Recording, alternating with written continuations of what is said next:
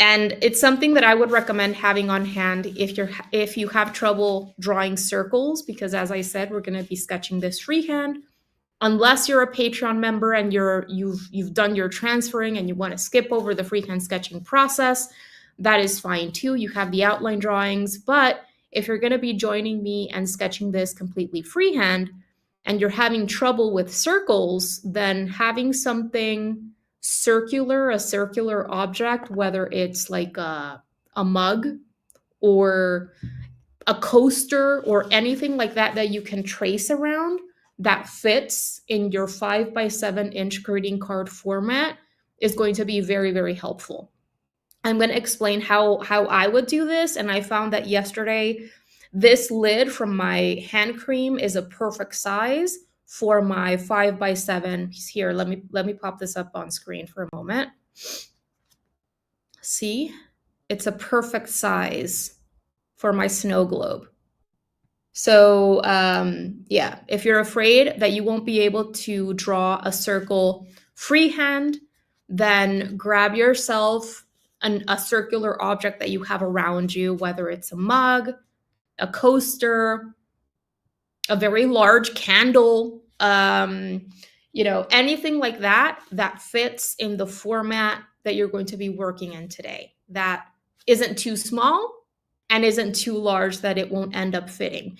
You definitely don't want it to be super small, because we're going to be painting trees and stuff inside of the snow globe, and we want to be able to practice painting glass and a three-dimensional look to the sphere, right? To the glass sphere. So that's just a little tip for you. Let me set this aside. All right, everyone. So one last sip of coffee and we'll get started. Welcome everyone into the room. If you're making it in, let me remove this for a moment. Actually, yeah, okay. If you're making it into the room, let me know, if not who you are, where you're watching from, or both, because I'm always so excited to get to connect with people from all over the world who are also into art as much as I am. It is always such just an exciting and happy experience for me to get to connect with you in a live situation where we get to interact and I get to answer your questions. Feel free throughout this session to ask me any art-related questions that you might want to ask, that you might want my input on. I am an open book, and I'm always happy to help with whatever I can. So please go ahead and use the beautiful chat section or area. Type in a little bit about where you're at in your journey, any struggles that you might be having. And if you have any specific questions throughout the class, please go ahead and just use the chat, and I'll make sure to get back to you during this session, okay?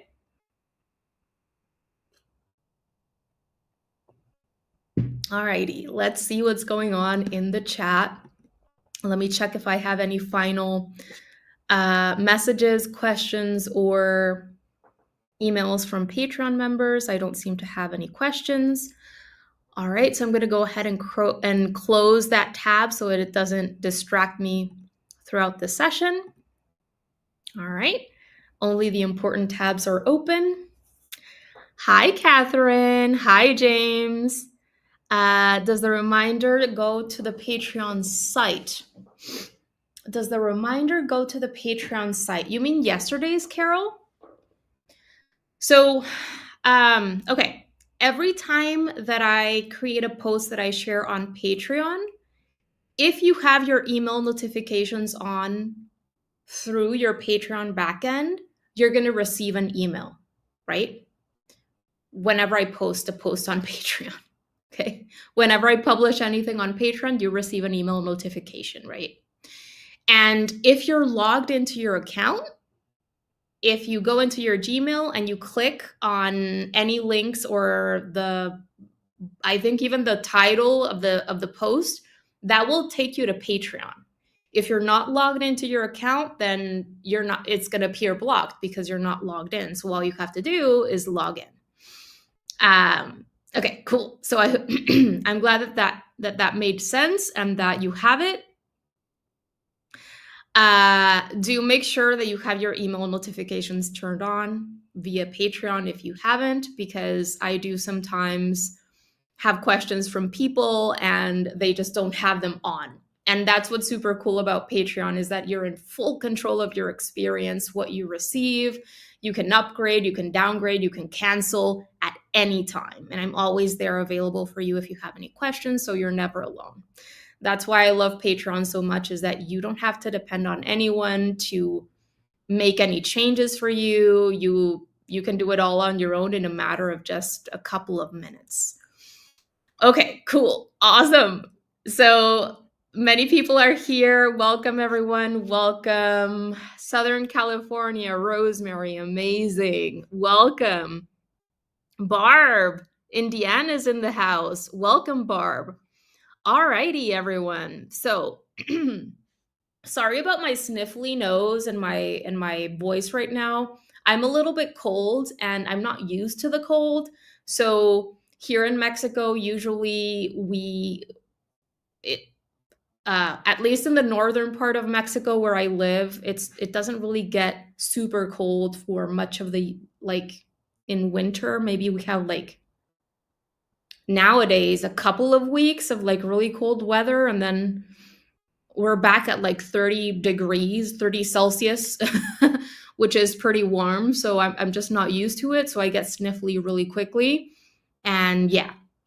All right, everyone. Welcome, welcome. This is our third session for this live line and wash greeting card series that I am creating this year for everyone. These are completely free. They are my way of saying thank you. Thank you for being part of my free or paid communities. I'm just so grateful that you're here. I'm grateful that you watch my videos, that you're following along with my journey. I've been here creating content since 2017.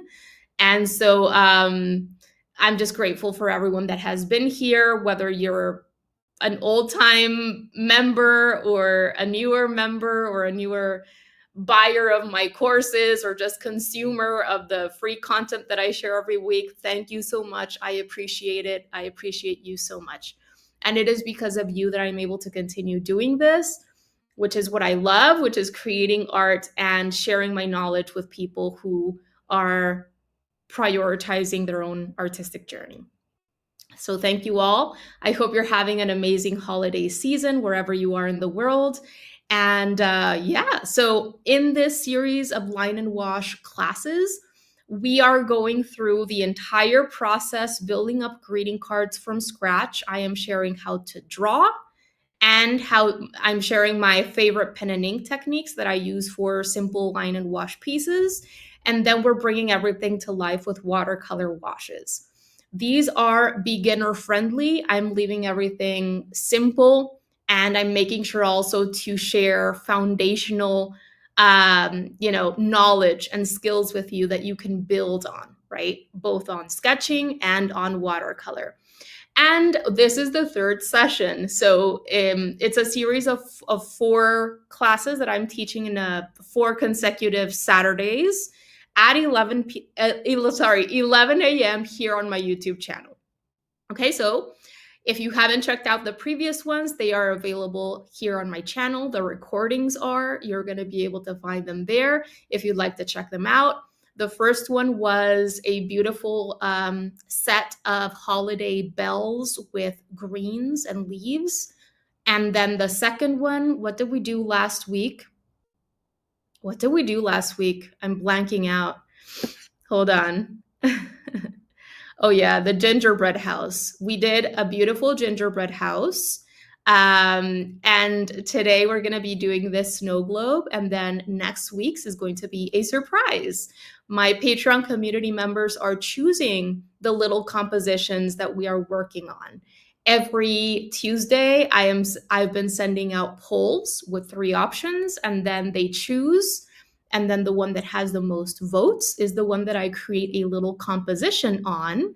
And then that's what we work on. And if you're curious about how I come up with these little drawings and compositions, what I do is, for example, if the snow globe idea won, then what I do is I go to Google and Pinterest and all these wonderful places online that we can get ideas from.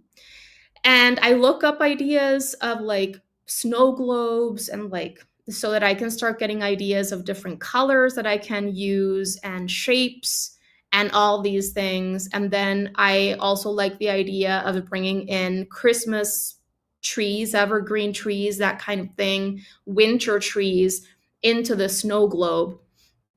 And so this way we can practice both painting trees and drawing trees, as well as painting a three-dimensional kind of spherical globe, as well as creating a glass look, right?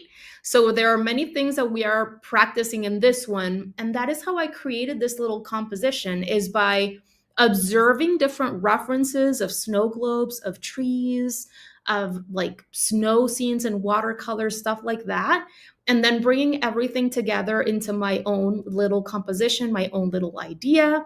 And then I create this outline drawing, and then I send it to my Patreons and I share it here with you so that we can have something solid to work from, right? I hope that that makes sense. If you have any questions on anything, please let me know and I'm happy to answer them. So yeah, so that's it. Let's go ahead and talk about the supplies that I would recommend having on hand for this one today. Let me change to my other, hi Guy, nice to see you. Hold on, let me remove this from my stream and then hide myself, and then we can talk about the supplies. All right, let me move this aside and move a little bit to the right. Okay, so first things first, I'm going to be working on a sheet of cold pressed watercolor paper. This is paper from Bao Hong. Okay, I got this via Amazon. And yeah, it's cold pressed. It's 140 pounds or 300 GSM and 100% cotton. All right. In texture, it is quite similar to cold press from Arches. It is very textured. Okay. Hopefully you can see this through the camera. And what I am doing for this series, because this is line and wash and we're bringing in a drawing pen, is I am using the backside, which is a little bit less textured. Why?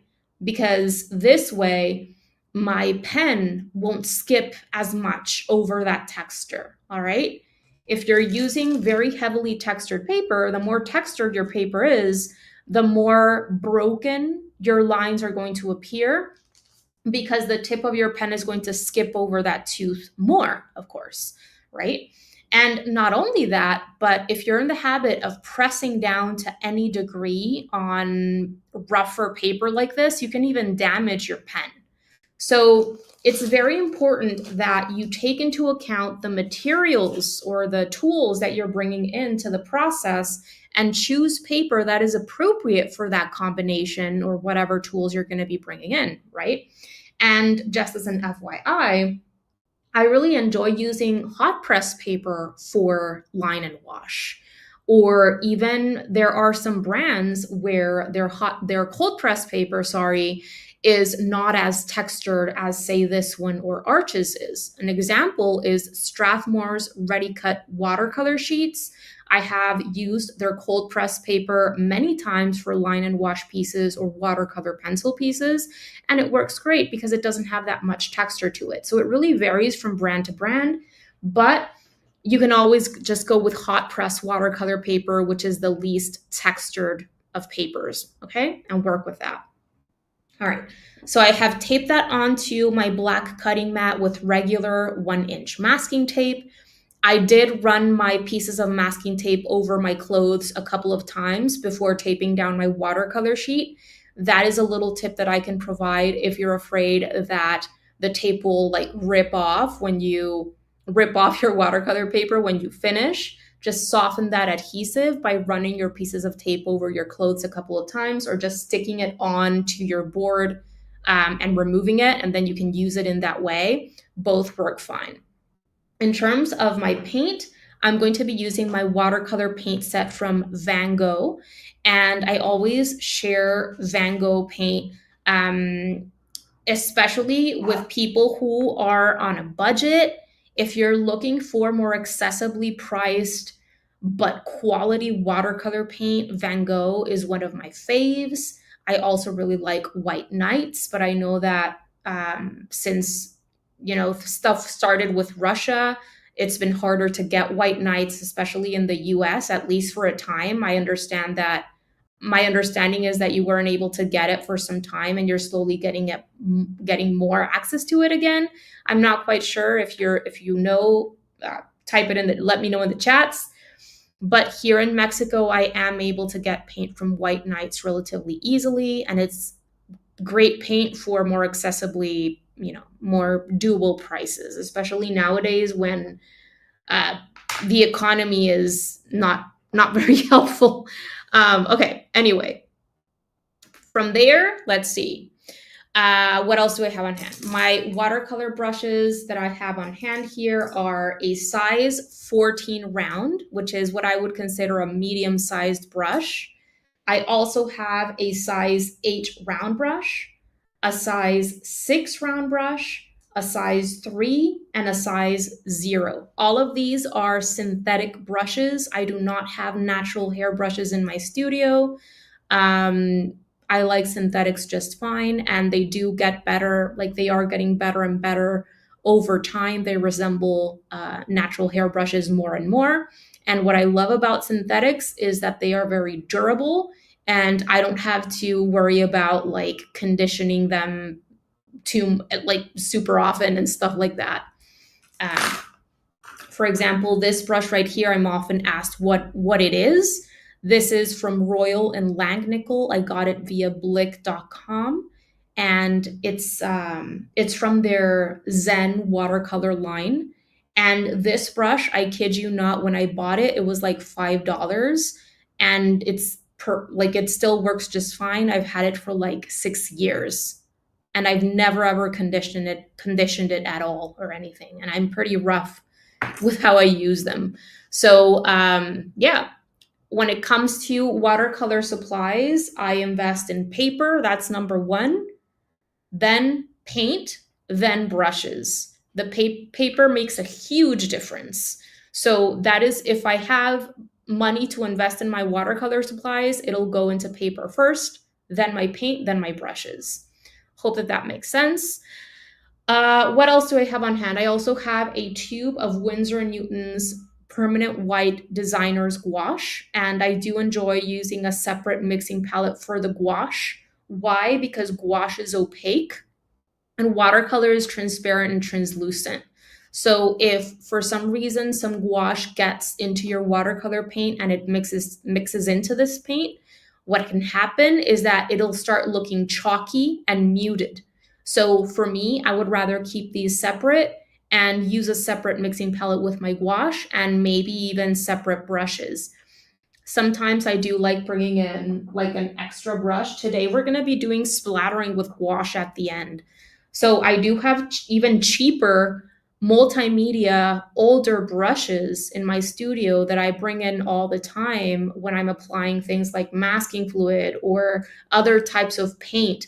Um, I have it's just very helpful to have old beat up brushes, cheaper brushes in your studio for different techniques and different kinds of paint. So maybe I'll probably be bringing in this one in for the splattering with the gouache. It's up to you. You could just use a watercolor brush for your splattering at the end, but if you are, just make sure that you're completely rinsing out the gouache from your bristles after you finish with the gouache, because if you don't and some gouache stays in those bristles, and then the following day you're using that brush for your watercolor painting, it can really mute down your colors and make them look chalky. Okay, so there's that. I have a few of my Blue Scott absorbent towels on hand. I really like these for staying on top of water control when painting with watercolor because they are untextured. So I can go in and do lifting at any point that I need to. And, if I were using a heavily textured towel, what happens when you go in and press down and lift is that you're left with texture on your painting.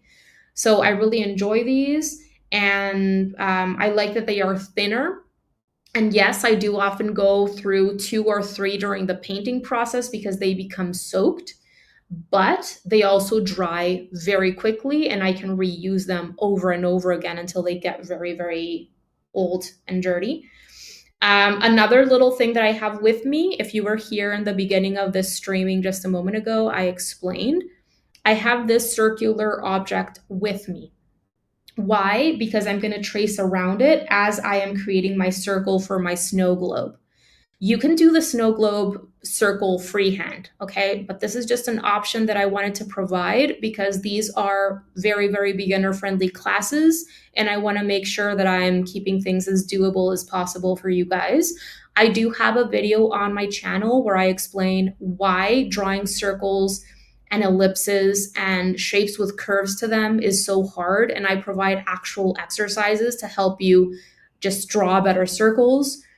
Probably if you go on my channel and you type in circles into the little search bar, that video is going to pop up for you. So you can totally feel free to use that. But what I would recommend if you don't want to draw your circle freehand today is just look for a circular object that you have in your room around you, whether it's even like a mug, something like that. This mug is a little bit too large, but if you have a smaller mug, you can trace around that, or you could even trace around like a coaster or a large candle, anything that is like a cylinder. Trace around that, okay? Just make sure that it is not super small, because if you trace around a very small circle, you're not going to be able to practice painting trees very well or creating a three-dimensional look in that sphere and stuff like that. So make sure that you choose an object that has a good size, okay? Aside from that, I have my container with water with me, and I also have a few sketching supplies, which is what I'm going to be using for my freehand sketching process. I have cat hairs everywhere. So this is a 2B pencil. I would recommend using an HB pencil for your freehand sketch so that you can keep it light and clean. The reason why I'm using a 2B pencil is so that you can see my pencil work a little bit more clearly through the camera. But I would always use an HB pencil if I were working on a piece for myself. And this is because it's going to help you keep your drawing cleaner and lighter, and make sure that as you're drawing, you're not pressing down too hard, because even if you are using an HB pencil, if you're pressing down too hard, you are going to end up with very dark lines, and you might end up even scratching or damaging your watercolor paper, which you're not going to be able to fix. If you don't know what these little, sorry, if you hear a cat, my little cat is outside. If you don't know what these little codes are in drawing pencils, I would recommend checking out my beginner friendly, or my drawing series for beginners, which is available on YouTube. And I explain what they are, what they mean, and how different drawing pencil grades can come in handy throughout the drawing process. I have an entire series of like 4 or 5 videos meant for beginners just getting started with drawing and sketching, where I walk you through everything. In that first video, I explain basic drawing supplies, which is where I explain about drawing pencil grades. Then I have a video where I talk about the best drawing setup for faster growth and why drawing on a tilted surface is very, very helpful. And then I move on to actually sharing drawing exercises with you, drawing objects as simple flat shapes, and then drawing objects as three-dimensional forms, and so on and so forth. Highly recommend checking that out, because that series is going to help set yourself up for success and help you set a solid foundation that you can build on. Okay, I also have these 2 erasers on hand. This is what I refer to as a soft graphite eraser, and this is a kneadable eraser. This is helpful. I'm going to try not to erase too much, because erasing too much on watercolor paper can definitely damage your paper. And I did mention this in a past class, but if you're just getting started with drawing, and you're afraid that you're going to be erasing too much, or maybe you're going to be drawing too hard or too dark on your watercolor paper, grab yourself a sketchbook and draw and create your preliminary sketch there, and then you can transfer it onto your watercolor sheet using tracing paper or a light board or whatever transferring method you prefer. Or if you don't have a sketchbook and you just have regular printing paper on hand, first draw, create your sketch on your regular printing paper, and then once you have some practice in, you can go ahead and draw it on your watercolor sheet. Okay, that's another option. And then finally, I have this drawing pen with me. This is a Unipin fine liner from Mitsubishi Pencil Co. I also get it via Amazon.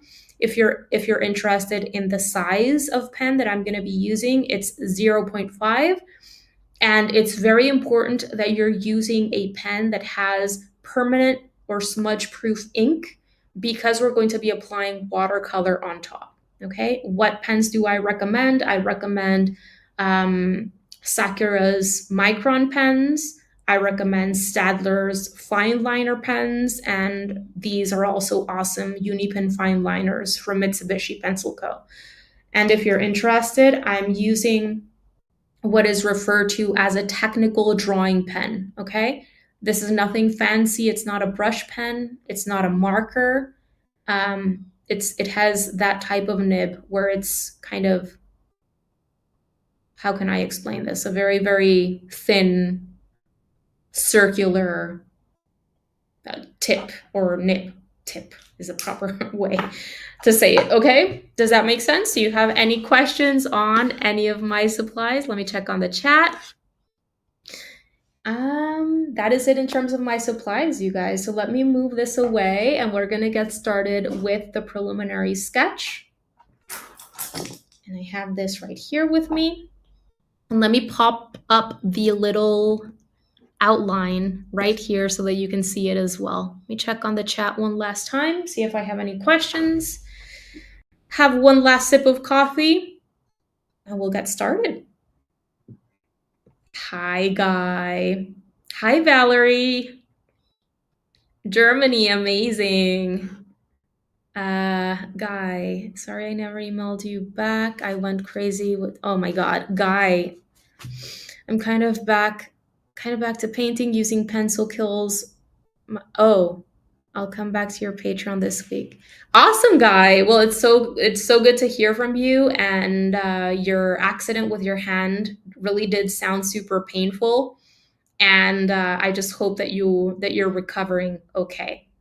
It's good to see you back to your art, but do take it easy, because it is very important that you take care of those hands.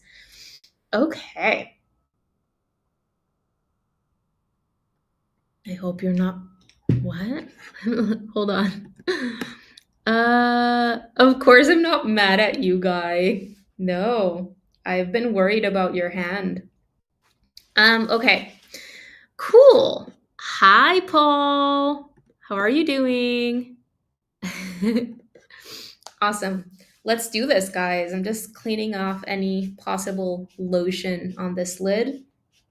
Let's get started. If you don't have anything yummy to drink, whatever time of the day it is for you, go ahead and get yourself something yummy, maybe even a snack, because I'm going to be hanging out here for like 2 hours until we finish this one. Okay, so let's get started.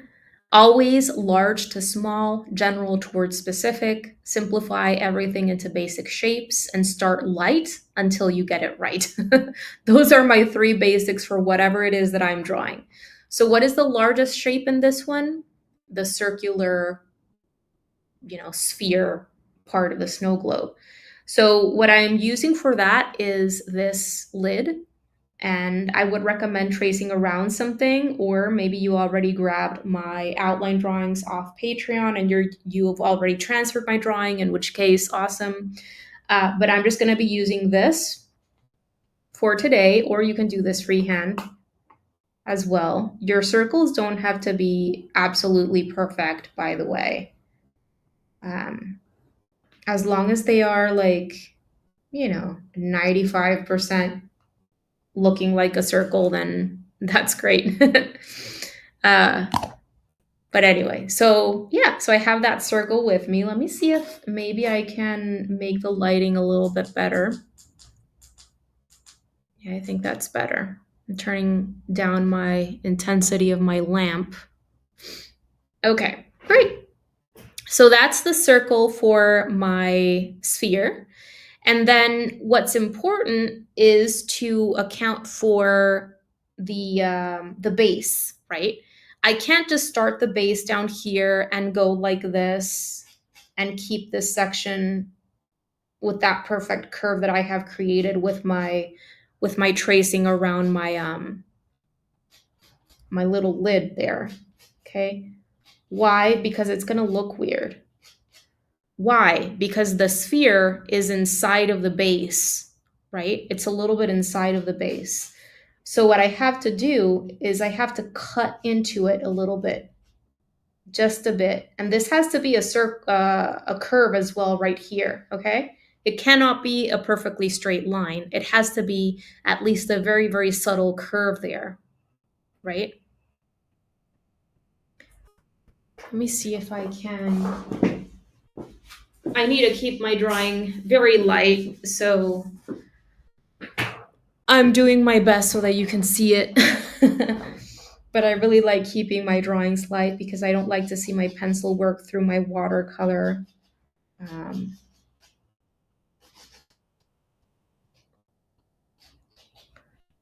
Okay.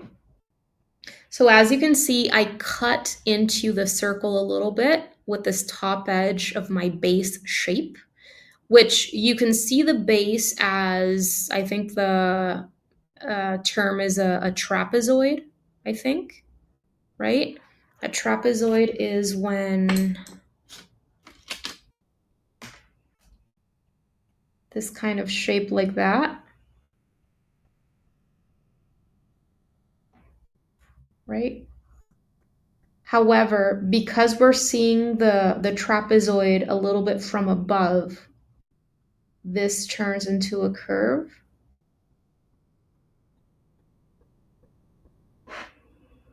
There's a curve at the top and there's a curve at the bottom, right? If you were seeing the snow globe from a perfect profile view, then yes, it would be more like a trapezoid, like a flat trapezoid. But this is a three-dimensional form, and we're not seeing it in a perfect profile view, in a flat profile view, okay? So we would actually see something like this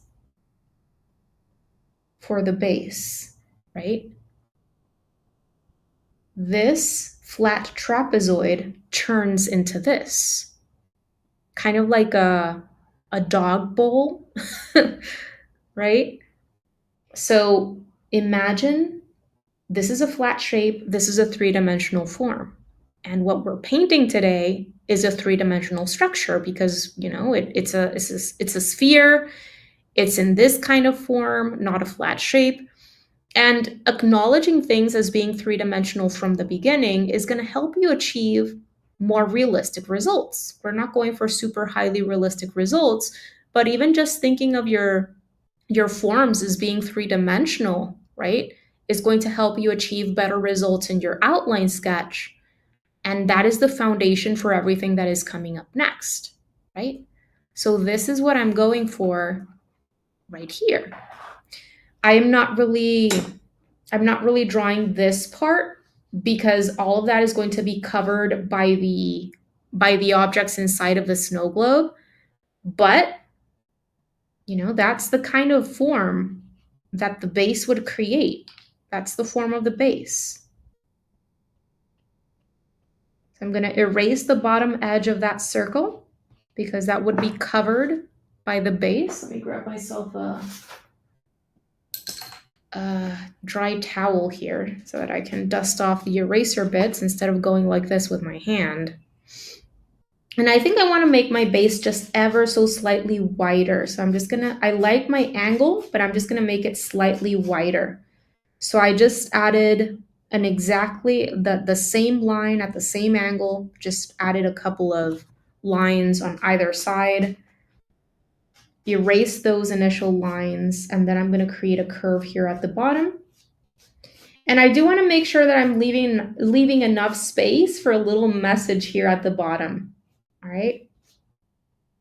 If you are looking at the outline drawing right here on screen, or maybe you printed one of my outline drawings out from Patreon, you will see that I have added in a couple of lines below, and that is for the little happy holidays or Merry Christmas that we're going to be adding at the end of this process. Okay, here I have a curve, and here I have another curve, and that is for the little message at the end that I'm going to be adding. I want my message to be, or the letters to be, curved, following the curve of the base of the snow globe. Okay.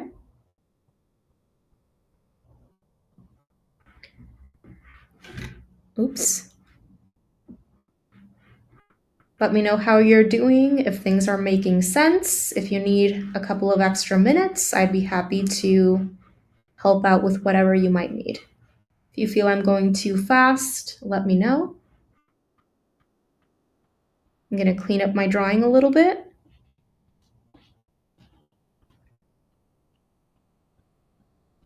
I went in with a dirty eraser, and I have a little bit of a stain there on my paper. It's fine. I won't see it at the end. Are things making sense so far? It's so important in this part of the process when we're working on those larger shapes that we make sure that the size of our shapes are what we need them to be, and that the location of these shapes within our picture plane is what we want it to be, right? In the beginning, as we're laying down these larger shapes, we are thinking of proportions, we are thinking of locations, right? That is what's most important right now. We want to make sure that the circle is not super large, that we don't have any negative space around the globe, because that would make things look a little bit too cramped. And we also want to make sure that it is centered in space and all of those important things before moving on to anything else. I'm on. Hi, Annette. And now today, so much going on. Annette, don't worry. The recording of this live session is going to be available for you, okay? So you can check it out whenever you have time. Wish you a wonderful day, Annette. And thank you so much for popping in. It was nice to see you, even just for a little bit. Hi, Deb. Welcome from the home of the #1 Buckeyes. Nice to see you, Deborah. Welcome. I think it's hard to get R and L sides to match, right and left sides to match. You mean in this shape, Barb? The angles. It's hard, right? It's hard to create symmetry in a shape like this. What really helps me when I'm drawing symmetrical or shapes that should be symmetrical is visualizing a vertical line right down the middle. Like, for example, you don't have to draw this if you're not finding this, if you're not struggling with symmetry, but this is like a plumb line. And sometimes creating a vertical line right down the middle can help you create better symmetry from left to right, because all symmetry is when the two sides mirror each other perfectly, right? Or as perfectly as possible, right? So if you were to fold the paper right in half, along that vertical line, the two sides should match, right? And it's very hard with something like this where you have curves and you have angled lines, because those things are hard for our brains to understand. Our brains understand straight verticals, straight horizontals, and regular shapes like squares and things like that a lot more easily than diagonals and curves and irregular shapes. So they are always going to be harder to replicate And symmetry is going to be hard because you need to flip that angle, flip that shape, right? But the more you practice and develop your observational skills, the better you become. I can say that much. And also have in mind that in the beginning, sometimes we like all we see are the little imperfections and we magnify the little imperfections in our heads. And so we see all of these little imperfections kind of larger than they are, when people that see the piece later are not even going to see those mistakes. Okay. So we kind of have to build the skill to know when it is good enough to the point that we can move on, and when we actually have to fix something. Because I've worked with so many students who struggle with perfectionism to the point that they keep themselves stuck in something really, really small, and then they're not able to move forward. Okay. Hi, Paula. So good to see you. Let me erase this and let's move on to the next thing. So our largest shapes are in, and we can now get started with the medium-sized and smallest shapes. I'm liking my proportions. I think my positive and negative spaces are looking okay for this format that I'm working in. My location of my snow globe within my picture plane is centered. I wanted it centered in this case. And everything is looking fine in terms of proportions and symmetry and all that kind of stuff. Okay.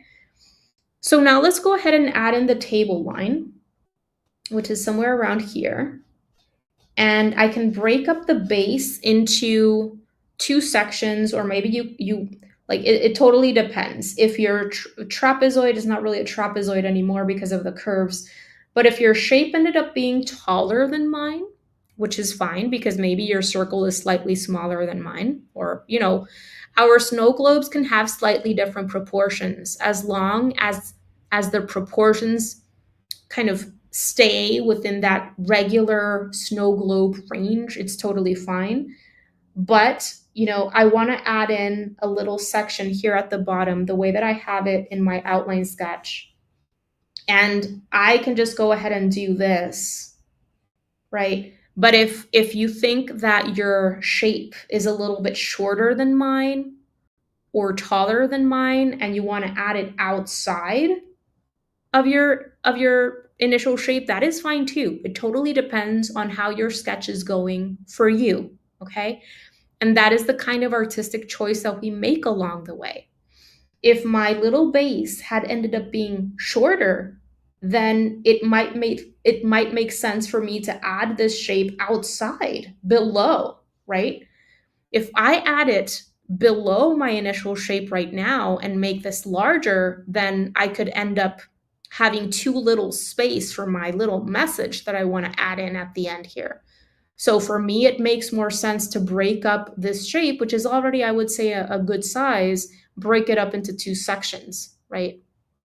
So just notice how your sketch is looking so far and make intentional choices that you feel are going to suit your drawing better, right? Based on what you have going on.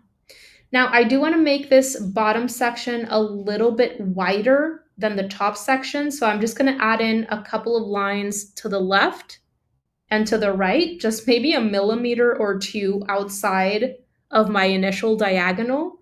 And I'm just going to extend my, my curve a little bit so that I touch the upper and what's it called? The little peak over here, the upper right or left and the upper right and upper left, okay? So I'm just extending the line here, added a couple of extra lines here at the sides, and this way, the bottom part of the base can look a little bit wider in circumference to the upper part of the base.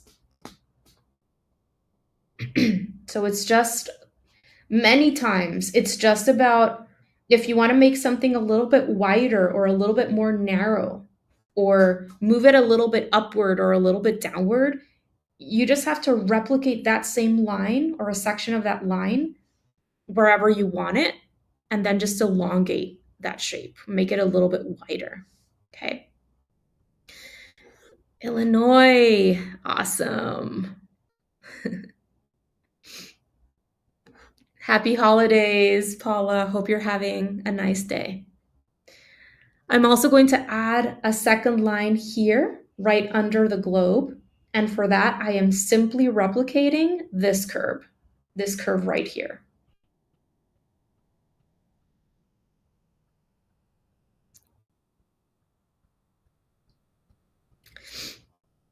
And then all we're missing is the shadow shape on the table and the little elements inside of the snow globe.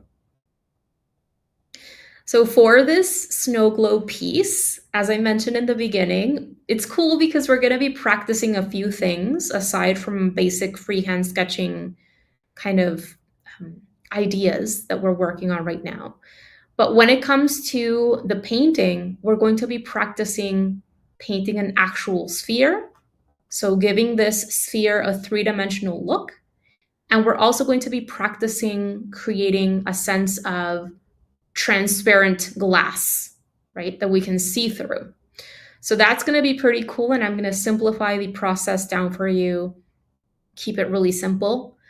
But a big part to creating any degree of realism is making things look three-dimensional. And we're already doing that from the beginning, from this preliminary sketching process. But an essential part of creating a three-dimensional look are also achieving lights and shadows. And so I made sure to add in a shadow shape in this outline drawing, and you can see it here on screen in my outline drawing to the left.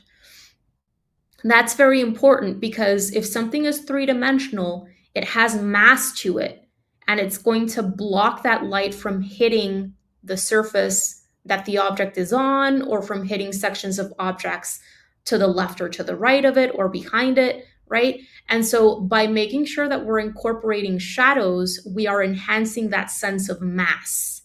And that is why I wanted to make sure to bring in that shadow shape on the surface of the table. So just add in that shape, and don't worry about the shape too much. We want to keep things really simple today, but do make sure to add it to the bottom left, because in this case, the light is going to be hitting the snow globe from the upper right. And that is why I created the largest highlight shape over here on the upper right, if you notice in that outline drawing.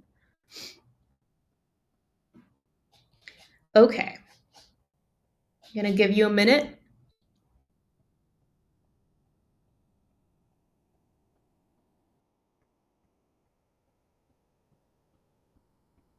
Having a sip of coffee.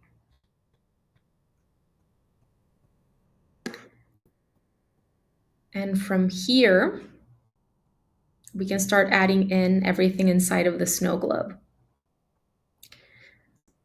So when it comes to the elements inside of the snow globe, even for those, I'm thinking, what is largest, what is medium, and what is smallest?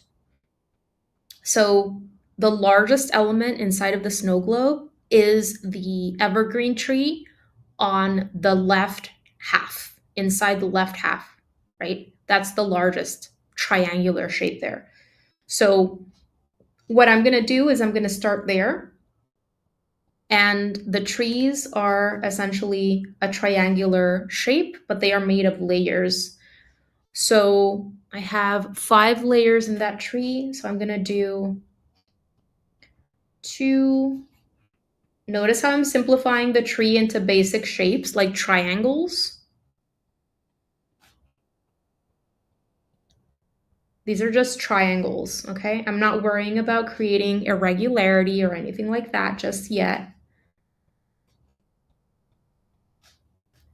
3, 4,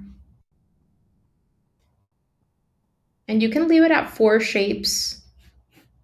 You know, it's totally fine. I'm gonna make this a little bit shorter so that this one can fit better. 3, and 4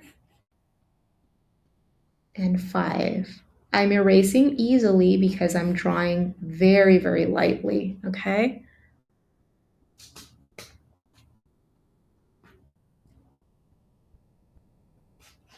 I'm just using straight lines, okay? These are just triangular kind of shapes that are stacked over each other. I'm not worrying about irregularity or leaves or anything like that right now. I'm just worried about size of my tree and how I can break it up into simple shapes so that I can start giving it a sense of form and location within my space there so that the other elements can fit.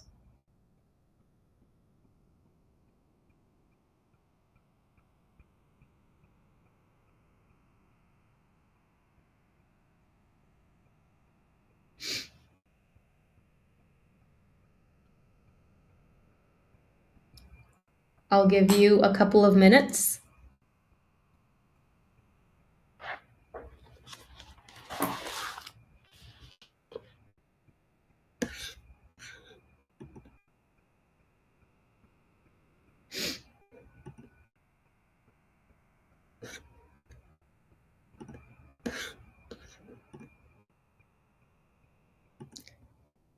How are you doing? Do you have any questions?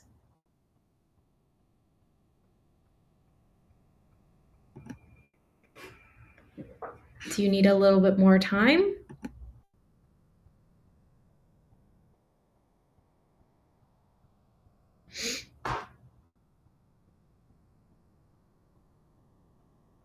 I'm just going to clean up my sketch with my kneadable eraser. Will I give you a little bit more time?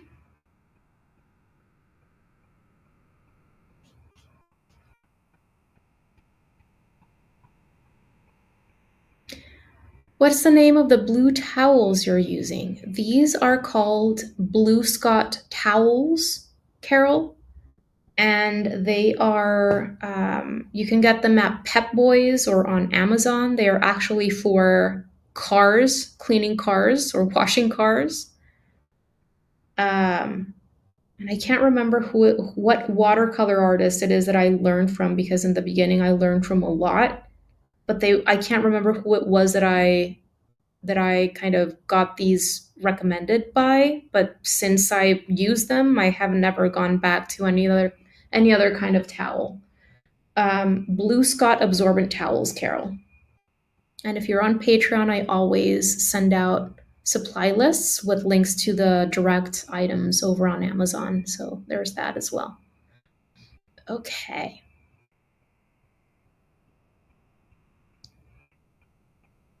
All right. So I'm going to move on to the second tree, which is going to be behind this one. And I'm going to add in the snow line because it's important to know where the ground is within the snow globe, right? So if the ground is here, let's just say this is all snow down here, okay? This tree is going to be closest to us because it is lower. If this is like the horizon line, if you will, whatever is lower in the horizon line is going to appear closer to the viewer, and whatever is higher is going to appear farther away. So I want this second tree to be smaller and farther back. So I'm going to bring it up a little bit closer to the horizon line. You're welcome, Carol. And I'm going to start it here, okay? And I want it to end here because I want it to be smaller than this one. And I'm just going to start with my little triangles.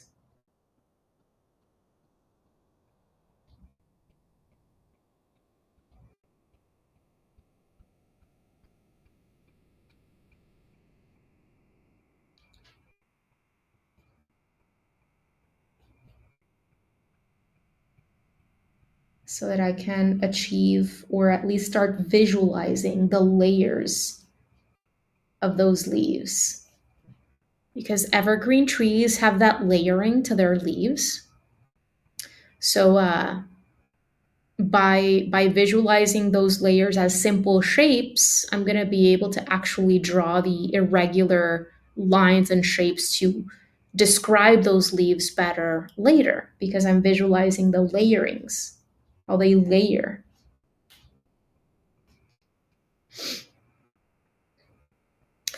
I get mine at local Dollar General. Awesome blue shop towels, but use couple white paper towels to see my color when I dab. Yes. Regular paper towels like these are helpful for certain techniques.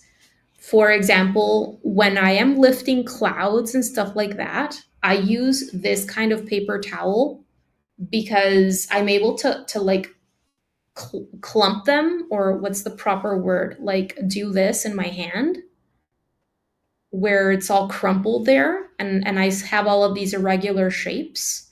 And then using this to dab is going to create a more natural looking cloud because you have all of these paper sections coming up and down and all of this irregularity to help convey the irregularity in clouds. Whereas if I try to use this, I'm going to end up with like, I can, but I'm not going to be able to, since it's softer, right? It's likely not going to be as helpful for clouds as something like my paper towel, because the paper towel is more like stiffer paper, if you will, than this soft material. And so, yeah, so for certain things, paper towels might be more helpful. Okay, I'm going to continue with the last tree, and I want this one to look even smaller and farther back.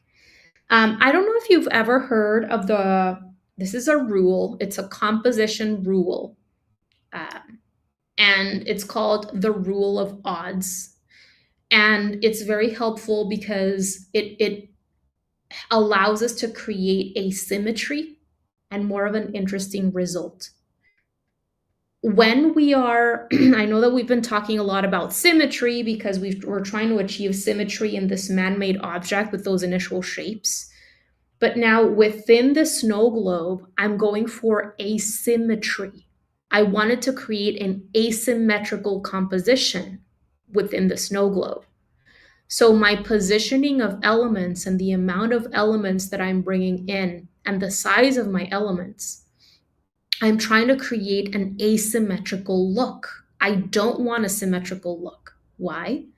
Because when you create symmetry in composition, say you're painting a landscape or a still life arrangement or anything like that, symmetry is going to lead to more results that are more boring and less interesting for the viewer, right?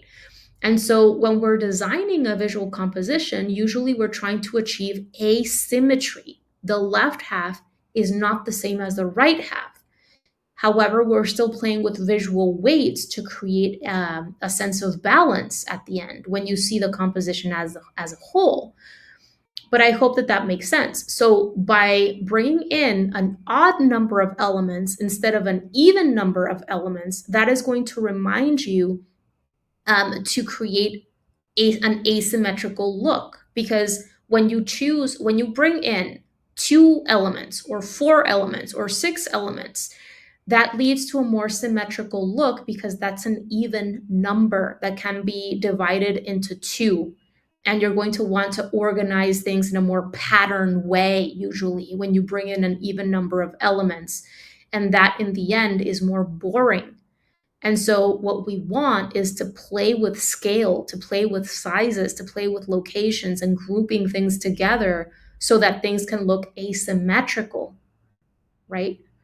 And so that is why I'm bringing in 3 trees, 3 evergreen trees, and 3 dry trees. And then I made sure to play with scale.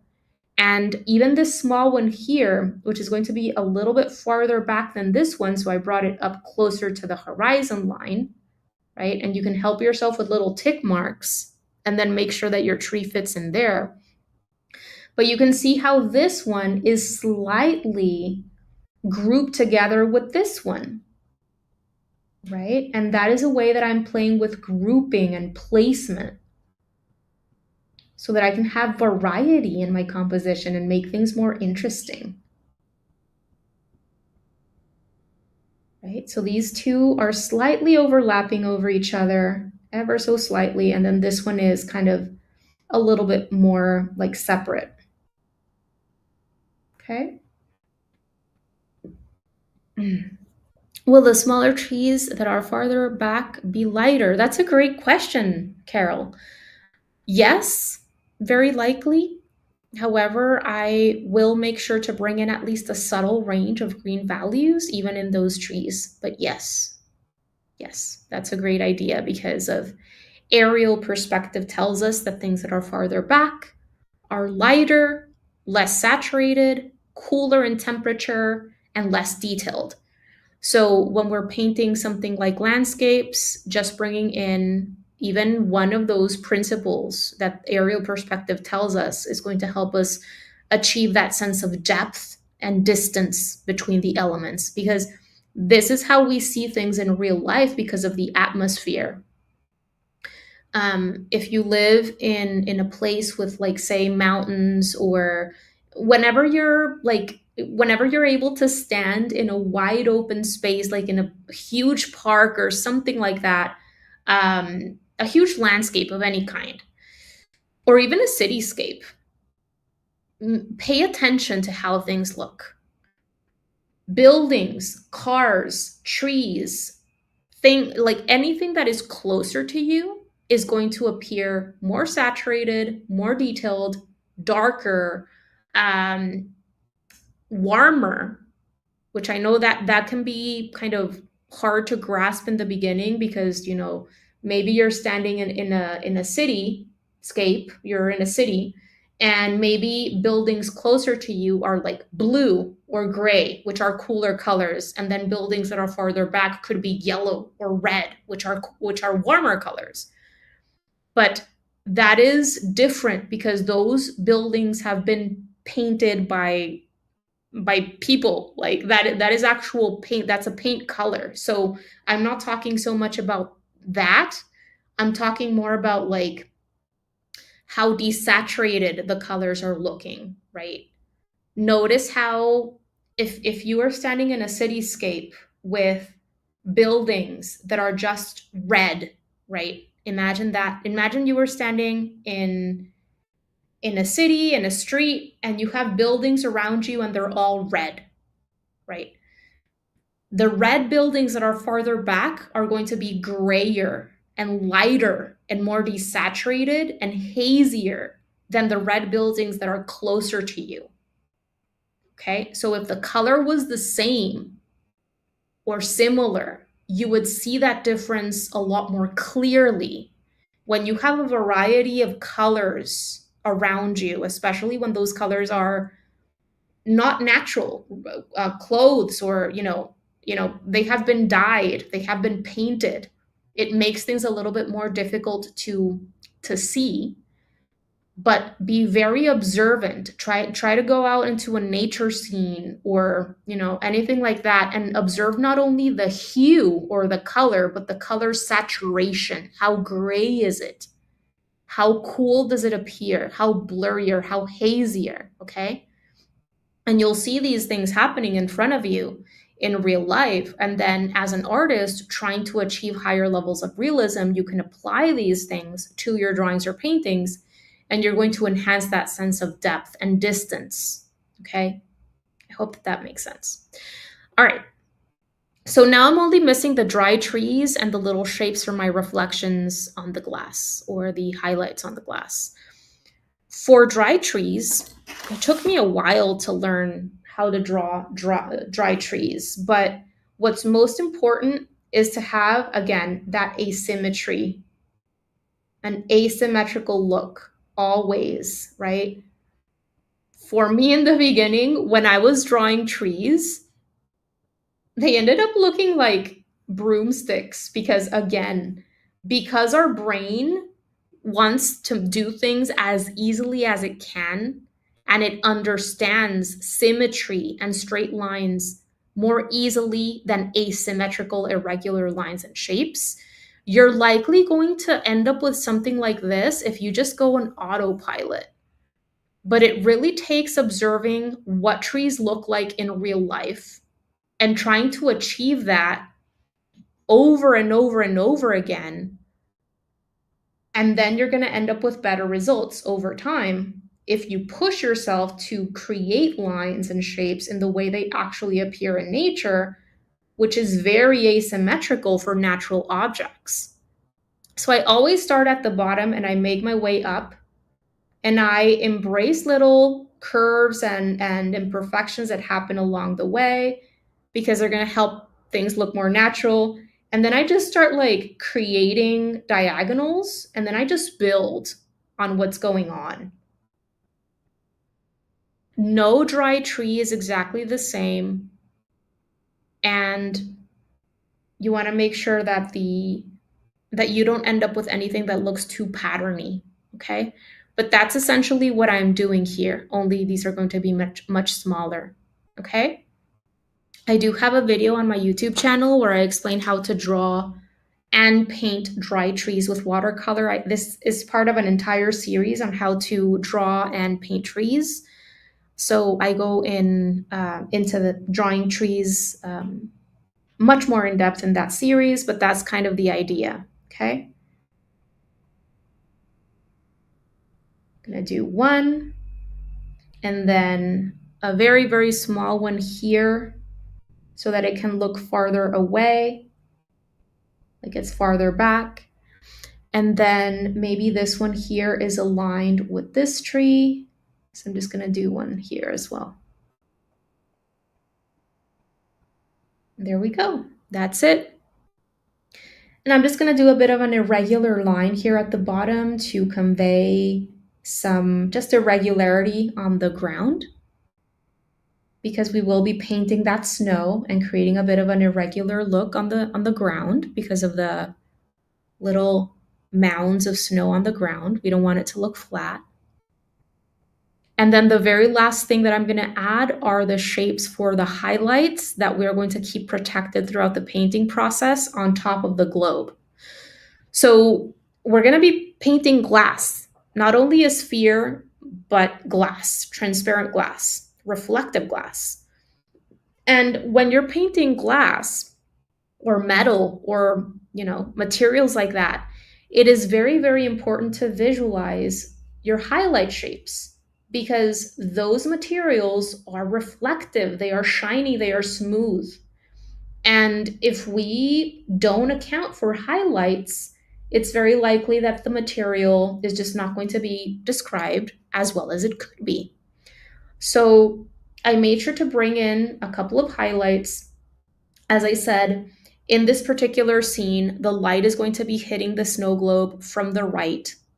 That is why the cast shadow is on the lower left.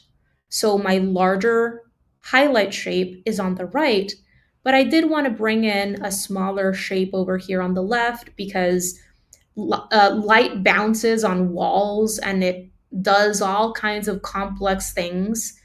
Light behavior is something that we should definitely try to understand more as artists if we're going for mid to higher levels of realism with our drawings and paintings, because it's very interesting, it's very complex, but even increasing our knowledge of light behavior just a little bit and making sure that we're applying those things in our work can really, really be beneficial for you, okay? So that is why I'm always thinking of, okay, so where is the location of the light source?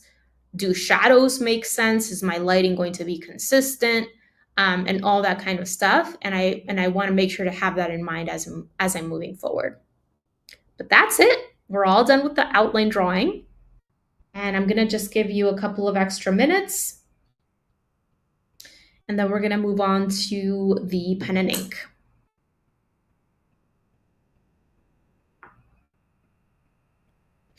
Let's see if I have any questions. I don't think so.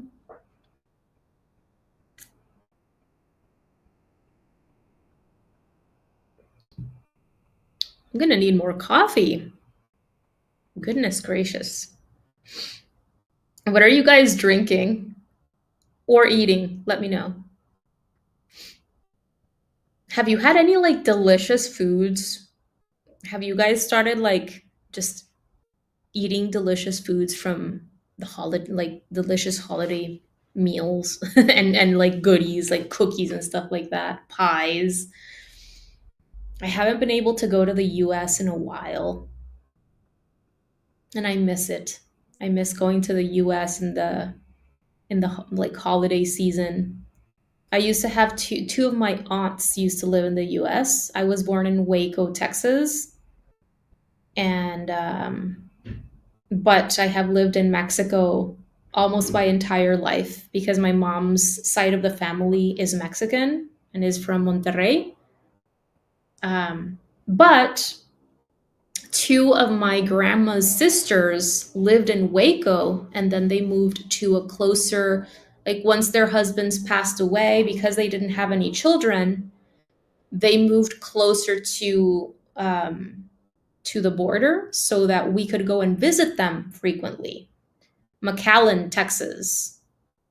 And so yeah, so two of my aunts, grandma's sisters lived in Waco for a long time. And so I used to travel to the US often, but not anymore because I don't have family in the US anymore, unfortunately.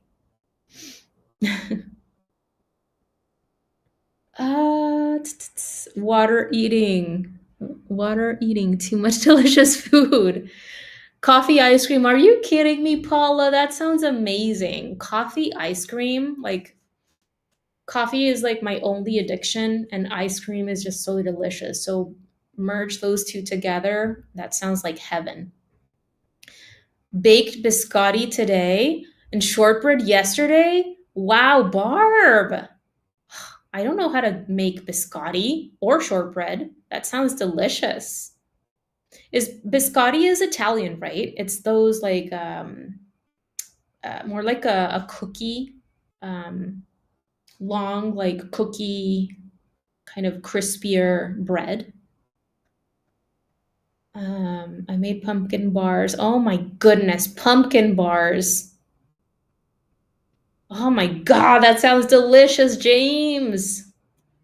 I love pumpkin pie and pumpkin cake and pumpkin cookies. So good. All right. So I seem to have no more questions. How are you guys doing with this outline drawing? Do you need a little bit more time? Do you have any questions? Are you struggling with anything? Good with coffee. Yeah. I think I've had biscotti a few times in the past, particularly in coffee shops. Like some of the coffee shops here do have them. Um, some biscotti with like pecans, and others have like raisins in them or chocolate and stuff like that. You need to give me those recipes, Barb. Shortbread? Delicious. Okay. So I'm going to go in and get started with the pen and ink. And a couple of little tips for you if you're just starting out with pen and ink. The first thing is keep your arm and your hand moving, okay? Why? Because if you move too slowly, what happens is that the ink flows down that tip and it creates little dots, stop and start marks along your shapes and your lines. And that's not something that we want. We don't want to have a line with a little dot and then, in the middle of the line. And another thing is it's preferable to have imperfect lines, little wobbles, broken lines, stuff like that, but have them look dynamic and flowing than having very stiff, like perfect lines that just look flat and not very interesting and don't create a loose dynamic effect, which is usually what we're going for when we're doing line and wash. So keeping your hand and your arm moving as you're moving along is going to help you. You don't have to move super fast, not at all, as long as you keep it flowing, okay, at your own pace. The second thing is I am not going to trace around my highlight shapes, okay?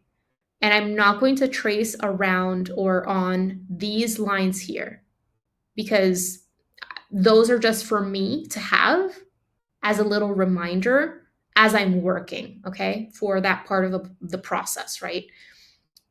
Don't trace around your highlight shapes. Don't trace around these lines or on these lines in the bottom, okay? Because we're gonna just work around the pencil shape for the highlights, and this we're gonna erase later, okay?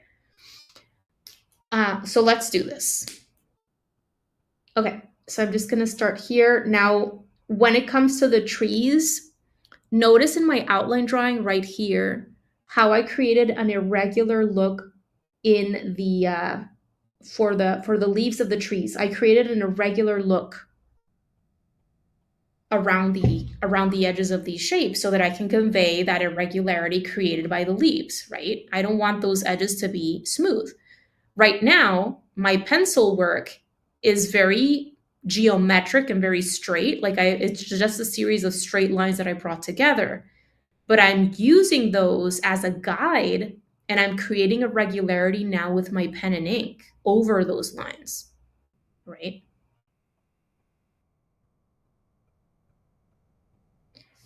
Okay. And I'll add in more textural marks inside of the tree in just a bit, but first I'm just gonna do the edges and loosen up your hand and wrist, okay? Allow these marks to happen loosely. Don't plan them out. Don't go on autopilot. Don't allow your brain to go on autopilot because again, it's likely that you're going to arrive at these like stiff, patterny results if you do that.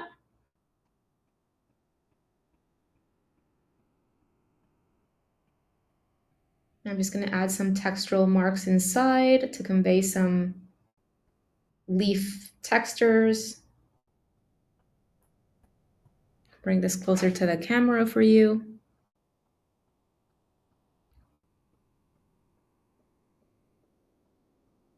And I'm going to do the same thing in the other trees.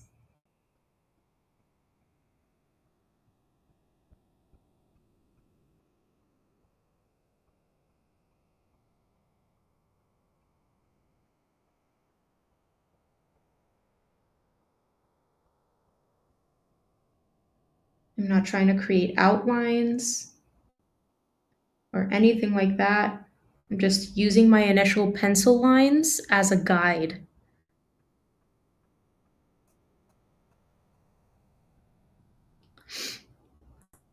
Yeah, send them over, Barb.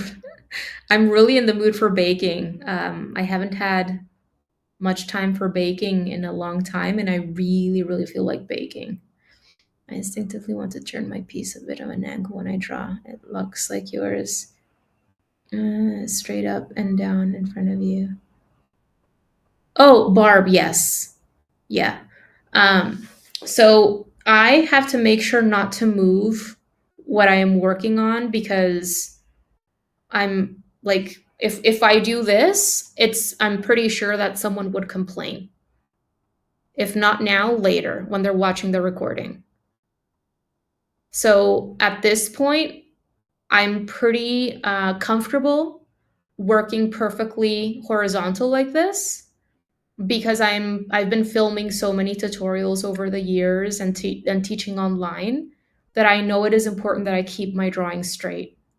But if I were working on a piece of my own and I were not filming, I would probably be working like this. And it's normal and it's natural. Okay?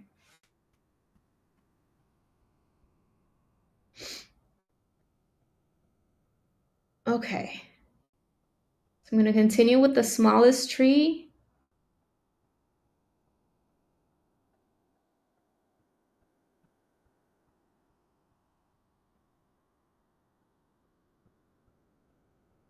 My trees are in. And from here, I'm going to do my quote unquote horizon line or snow line.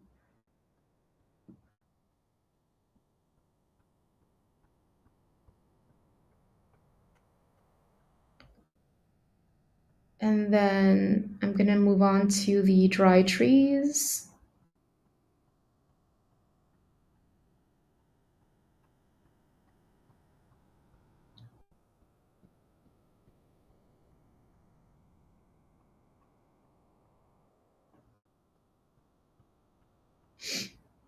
When it comes to the dry trees, to create a tapered look at the end of those smaller branches, I kind of flick at the end. Use a bit of a flicking motion. All right, it's a little bit scary, but I'm going to trace around the circle. Already had a bit of a wobble there, as you can see.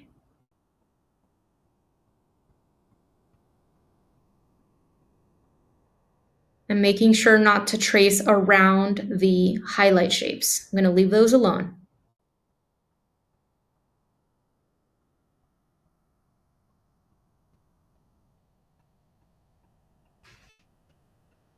Keep it moving, keep it flowing.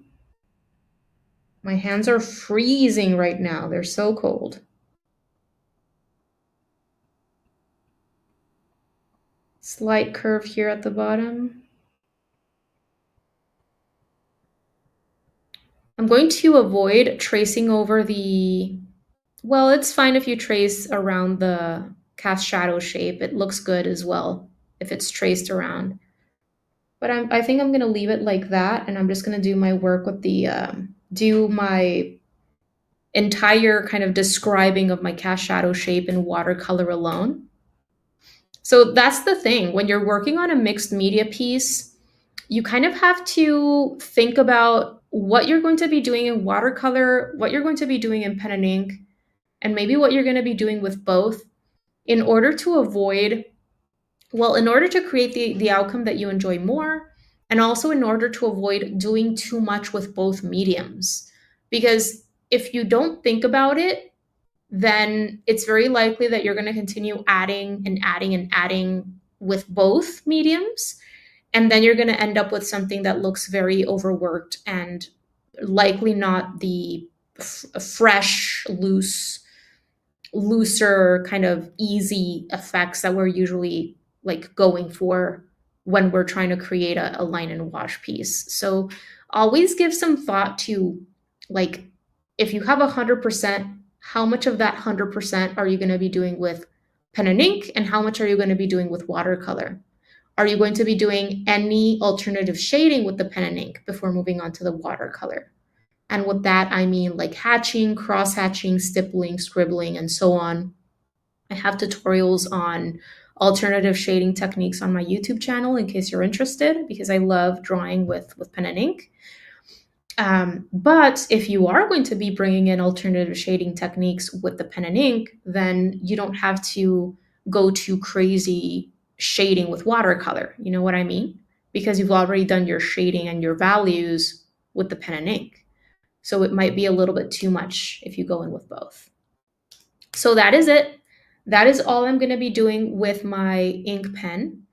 And I am going to go ahead and erase not my shadow shape, not these lines down here because I still need them, not these highlight shapes on the globe, but everything else, especially in the base, the elements in the globe, the table line, everything like that. That when I can erase whatever graphite work I can erase, that is like it has served its purpose, so to speak, I can go ahead and erase that. Make sure you're going in with a relatively clean eraser because you can end up with stains on your paper. And that is it. We're all done with the pen and ink. Oops, I need to erase a little line here. And we're all done. Okie doke. So it is time to bring this to life with watercolor. The time many of us have been waiting for.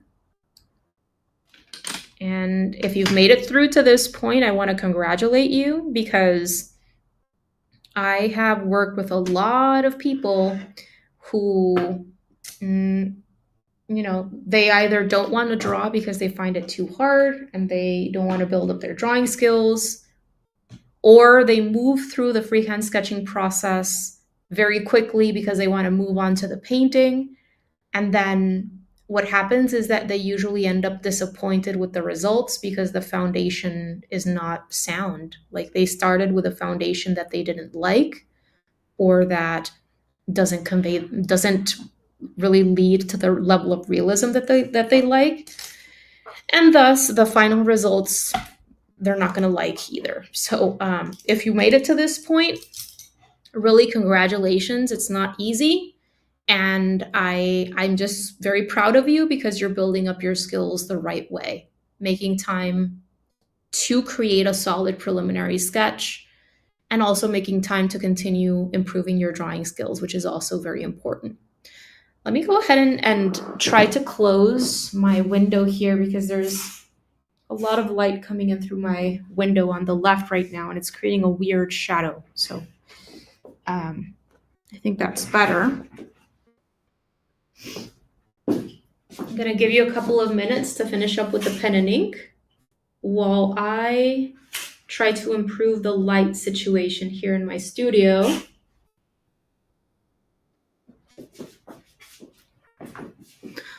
All right, I think we're good. Okay. Let me grab my paint color list that I have prepared for this painting process. Okay. I'm going to swatch out my colors that I'm going to be using before jumping in so that you can see what they look like on paper and also choose whatever colors you have that are most similar to these, okay?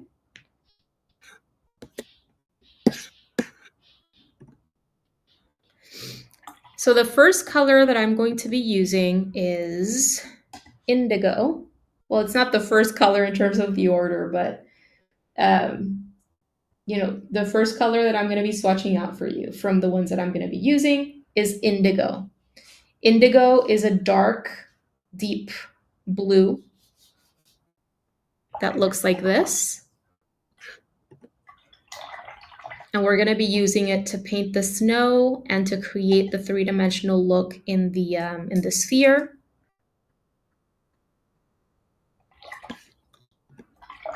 The next color that I want to swatch out for you is cerulean blue, and that is a lighter blue. It looks like this.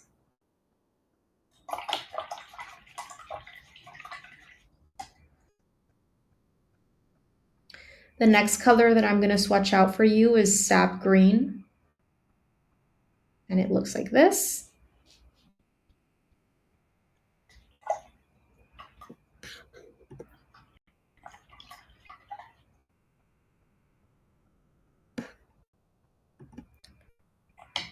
The next color is burnt umber, which is a chocolatey brown color. Burnt umber looks like this.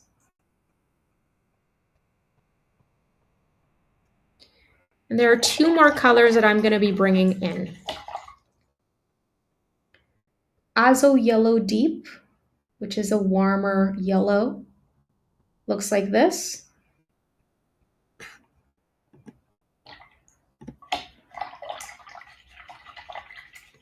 And Payne's gray, which is a cool gray, looks like this. I'm going to go over where I'm going to be using each and generally speaking, how I'm going to be kind of blending these together to create different values so that you can get an idea of what this is going to look like as we're moving forward, okay? So the snow globe, or the glass, I should say, is going to be painted with a combination of cerulean blue and indigo. This is a sphere. And this is all created from imagination. So what I'm going to do to create a bit of a three-dimensional look is I'm going to darken the outer edges, excluding, of course, the highlight shapes. I'm going to be painting around those, and I'm going to let you know how to do this using the wet on wet technique, which is what I prefer using for a softer look. But that is essentially what we're going to do. The cerulean, which is the lighter blue, is going to be used for lighter areas in the glass. And then the indigo is going to be used more for the outer edges. Okay?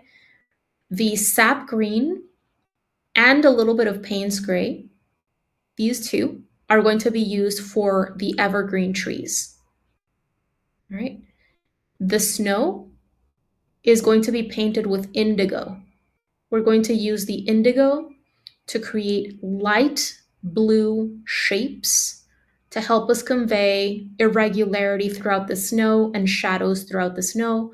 Because even though, yes, snow is white, we have to develop values in that area to make it look like it has dimension to it. We cannot leave it flat white, okay? What else? The dry trees, I am simply going to be tracing over my line work with a very, very small size 0 watercolor brush. And I'm going to be using a combo of burnt umber, which is my chocolatey brown, and a tiny bit of Payne's gray, all right? Just a little bit of Payne's gray to darken the burnt umber a little bit more. And that's what I'm going to be using to paint the dry trees. A little tip that I want to offer is whenever you're going to be painting something that is more like lines, right? And with that, I mean, like, say you're painting a portrait, eyelashes are what I consider to be lines, right?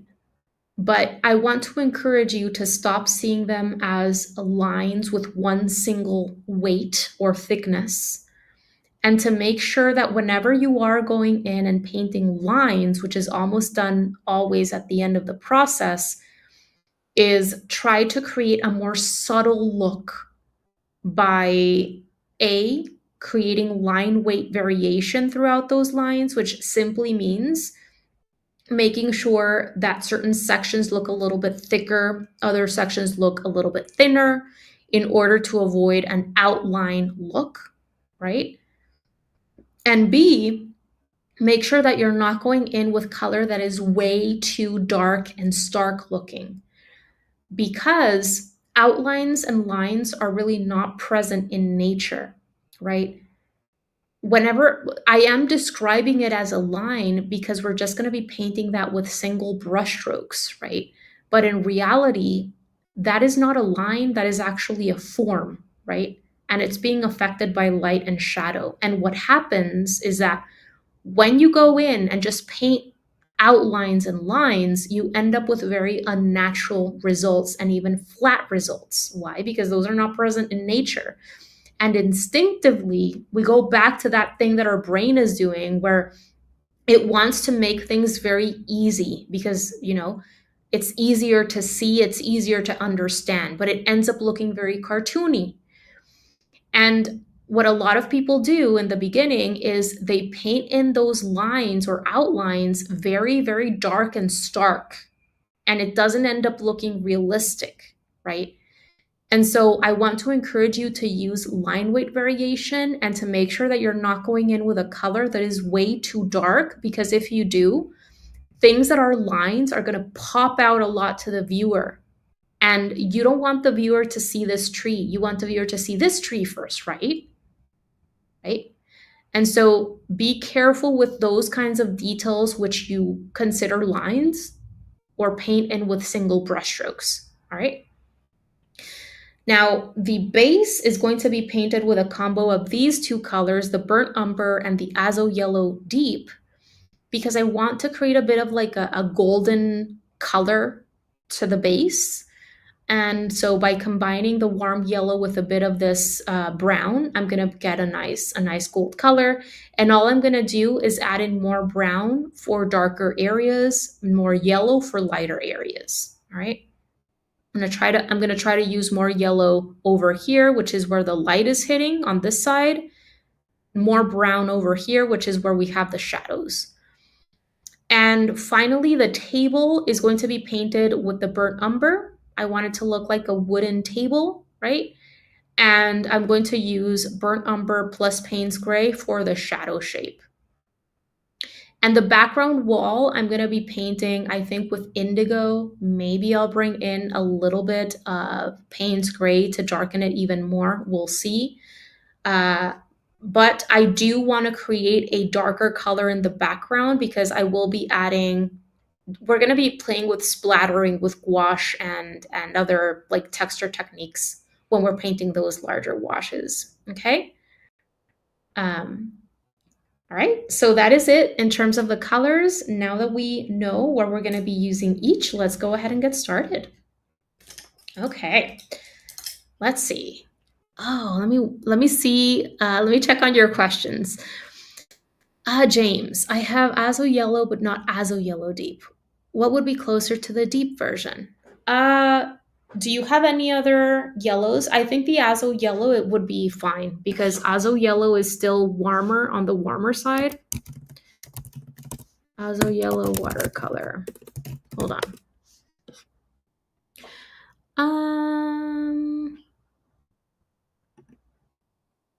Hold on, I'm checking on this for you. So Azo Yellow is definitely not as warm as Azo Yellow Deep, but it is still not super cool like say Lemon Yellow. So I think you're going to be fine with your Azo Yellow. All right.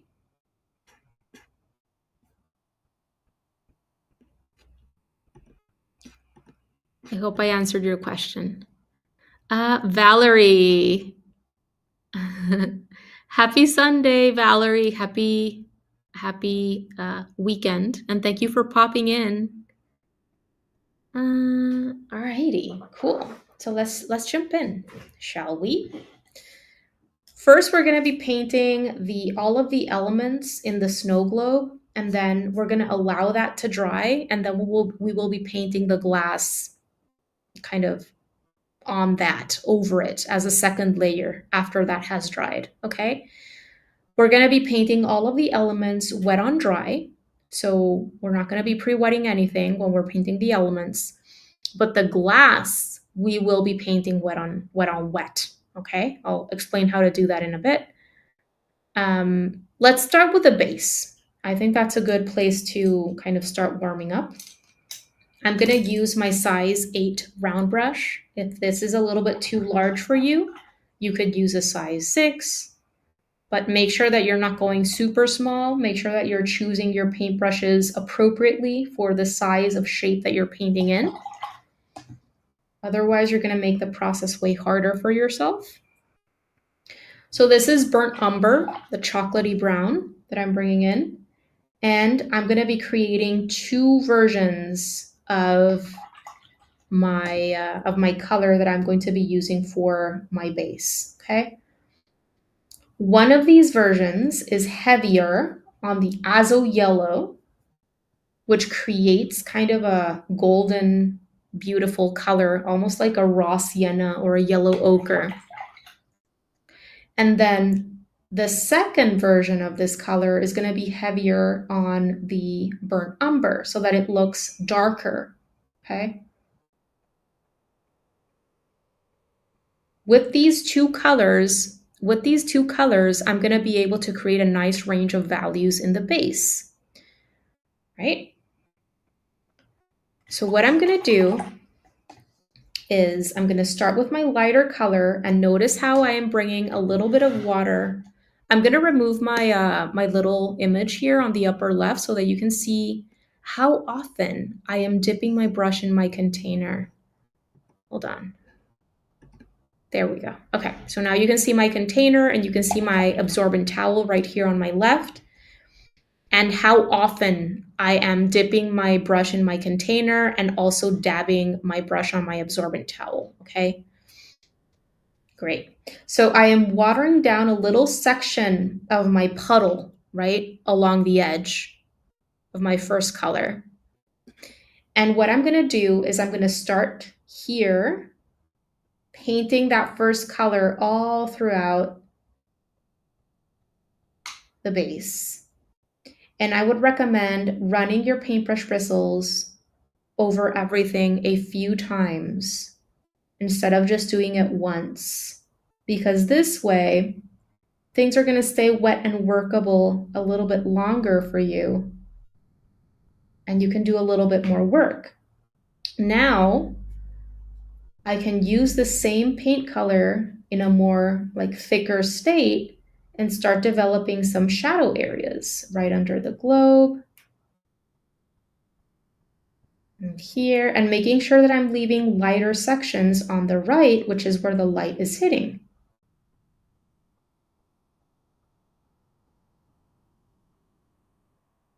See how I'm leaving lighter sections on the right? And then I can go into my second color and I can apply it in a thicker state because I already have lighter values developed here and lighter midtones. So I can go in with more of a coffee or even milk consistency with my second color and start painting in this color only on the shadow side and in shadow areas that I want to deepen and darken, while leaving plenty of that first color alone on the right. So my objective is always to develop a nice range of values, whatever color it is that I'm using, developing lighter areas and midtone areas and darkest areas, because I know that value is essential for realism. Because in real life, things are three-dimensional, as I said before, and they are being affected by the light situation in the environment that they are in. So you're never going to see one flat color. In cartoons, you see flat colors, but in real life, we really don't. Here I'm doing a little bit of lifting, just using the clean and slightly damp bristles of my brush as a little absorbent sponge. But you can see how I have lighter areas, kind of mid-tone areas, and darker areas. And I would recommend applying your paint and trying not to blend and correct and layer too much, because you can very easily arrive at flat, kind of overworked results if you do that. If your paint is still wet and workable, you can still go in and apply more paint in areas that you're looking to deepen and darken. But if your paper has started to dry, I would not recommend continuing to apply paint, because you're going to create back runs and little splotches and that kind of stuff. I'm going to leave that alone. And I'm going to start working on the little elements inside of the snow globe so that that has a chance to dry before we paint the glass on top. So I'm going to switch on over to my size 3 round brush to paint in the evergreen trees. Prepare that by swiveling it in my container of water. Never go into your paint with a dry brush. Okay? And this is sap green. I'm going to create 2 versions of my green. Plain sap green right here. Let me move my, there we go. Plain sap green and sap green with a tiny bit, just a little bit of Payne's gray. Payne's gray is so kind of intense, really dark in my green. Let me swatch this out for you. Hold on, preparing my darker gray. Sap green plus Payne's gray. Is this too dark? I think that's fine. And the sap green on its own looks like this. So you can see how there is a nice difference in values there, okay? Sap green on its own, sap green plus Payne's gray. I always have scrap pieces of watercolor paper on hand to test out colors and consistencies so that I can make sure that the color mixtures that I'm creating are going to lead to that value range that I'm looking for. So that's a kind of a tip for you. I'm gonna rinse out my bristles, remove that excess water, and I'm gonna go into my evergreen trees with my first color. I'm always making my way from lights to darks, okay? Start with your lighter color, water down because we're going in on dry paper. And then I'm just gonna start painting in this tree in the back. I'm gonna leave the farther away trees maybe a little bit lighter if I can than the closer trees because of what we were talking about before. So maybe the furthest tree is going to be just painted with sap green, or if you want to go in with a bit of a darker green, maybe just add in a tiny bit of that second green. And then I'm going into this other tree, the kind of mid distance or the tree that is kind of in between, if you will. Going in with my lighter color first, taking a little bit of my darker color, and then dropping that in, visualizing the layers, in the leaves. Let's see if I can get rid of that glare a little. Visualize the layers, in your leaves, and then try to place the darker green underneath the layers where you would have shadows. And if you leave little sections of paper unpainted in your trees, it might end up just looking like snow, but we will be adding in splatterings, snow splatters at the end to make it look like falling snow in the snow globe. But I'm just gonna do the exact same thing with this last tree, making sure that I removed that darker green from my paintbrush bristles completely before starting with this last tree. And I'm using downward motions with my brush strokes are like downward, going down. I'm thinking of the growth, like in what direction are those leaves growing toward as I am creating those brush strokes, and that will help you convey that texture more easily. Once you have that first color, drop in some of your second color in those shadow areas, and maybe this tree, which is closer to us, I can use more of my darker green.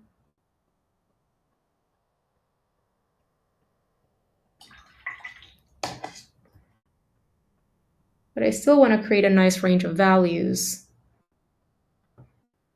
So I do want some lighter areas. There we go. Those are my trees painted in. Let me see if I have any questions.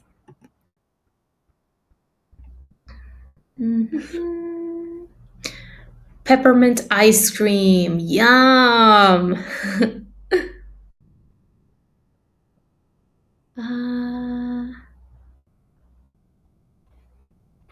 Yeah, I think you're gonna do just fine with the regular Azo yellow, James.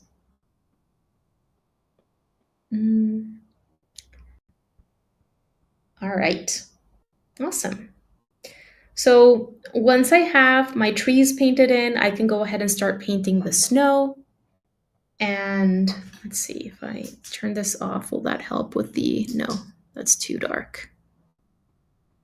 All right.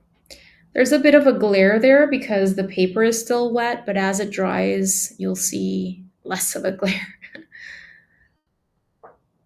Okay, great. So I'm gonna use my size 6 round brush to paint the snow, and I am going to be using indigo to paint the snow. And I'm gonna place the indigo right here next to my green on my palette. Want to try to keep the cooler colors on this side of my palette and the warmer colors on this side, just to help me keep my vibrancy. When warm and cool colors start mixing together, you can start creating muddiness and a more desaturated look. And once we're ready, with a little bit of indigo on our palette, so you really don't need much indigo at all. It's very dark. What I'm gonna do is really water down the indigo and go in with a tea consistency. You can see how watered down this is on my palette here. This is very important because we're painting something that is white. And when we're painting something that is white, we have to make sure that we are working light to dark, gradually making our way toward darker values and a thicker use of our color. And also that we're bringing in lots of the paper as part of the piece, because the white paper is going to help that area look white. So we don't want to just go in and cover everything up with gray or blue or whatever color it is that you're using to develop your light values in your snow. Okay, so what I'm going to do, size 6 brush, water down indigo, and I'm going to start painting in the shadows created by the trees on the snow, okay? Visualizing the light source on the upper right, and painting in light blue shadow shapes on the lower left below the trees, and just a few light, very light indigo shapes here and there to create some irregularity, maybe even some dry brushing on the snow. And you can see how light that looks, okay? Because I'm painting on dry paper, I'm being left with sharp defined edges around these light blue shapes. So whenever I want to go in and soften, I just go in with a clean and slightly damp brush, run my paintbrush bristles over that edge that I'm looking to soften, and it'll soften for you. The light blue is still wet at this point, so I can go in and drop in a tiny bit more indigo to darken certain areas.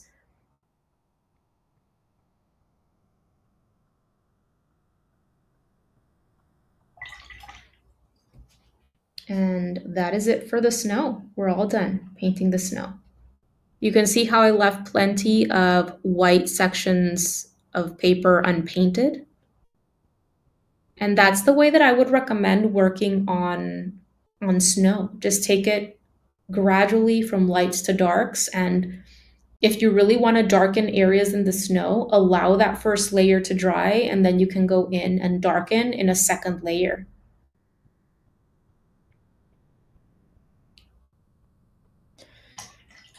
Okay, and finally, the dry trees. So for the dry trees, I'm going to be using my smallest brush that I am bringing into this painting process, which is my size 0.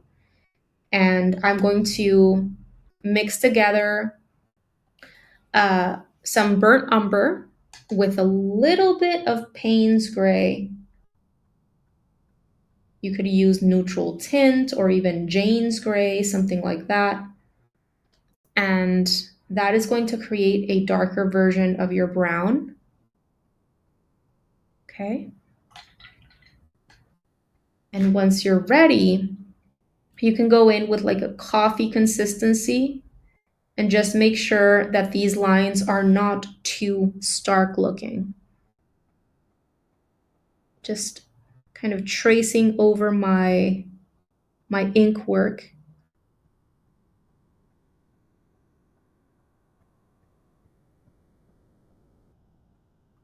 You don't need to trace over every single branch.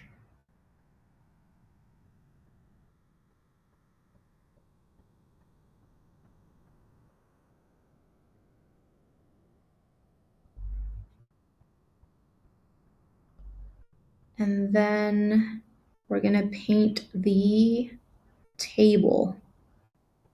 Okay. Now that we've painted all of those elements in the snow globe, we need to allow that to dry completely so that we can then come back and paint the glass over that. Okay, it has to be completely dry. So for now, let's go ahead and paint the table and the background, and that will give us a bit of a chance for that to dry before we work on that. So these are larger spaces, so I am going to be switching to my larger size 14 round brush so that I can paint nice and fast. And as I said before, the table is going to be painted with burnt umber and burnt umber plus Payne's gray for the shadow areas. So I'm going to add in more burnt umber onto this puddle on my palette here, and then more burnt umber here and more Payne's gray. Whoa, that's too dark. I'm telling you, this Payne's gray is intense. I'm gonna check on this again. Make sure that it looks like a very dark brown and not a gray or black. Let me know how you're doing, if you're struggling with anything or have any questions. I'm going for like a coffee consistency on my palette. And I do have a video where I explain the different consistencies that we work with when we work with watercolor on my channel, which you can check out. And I also have I provide the little exercises that you can do to help you improve your water control.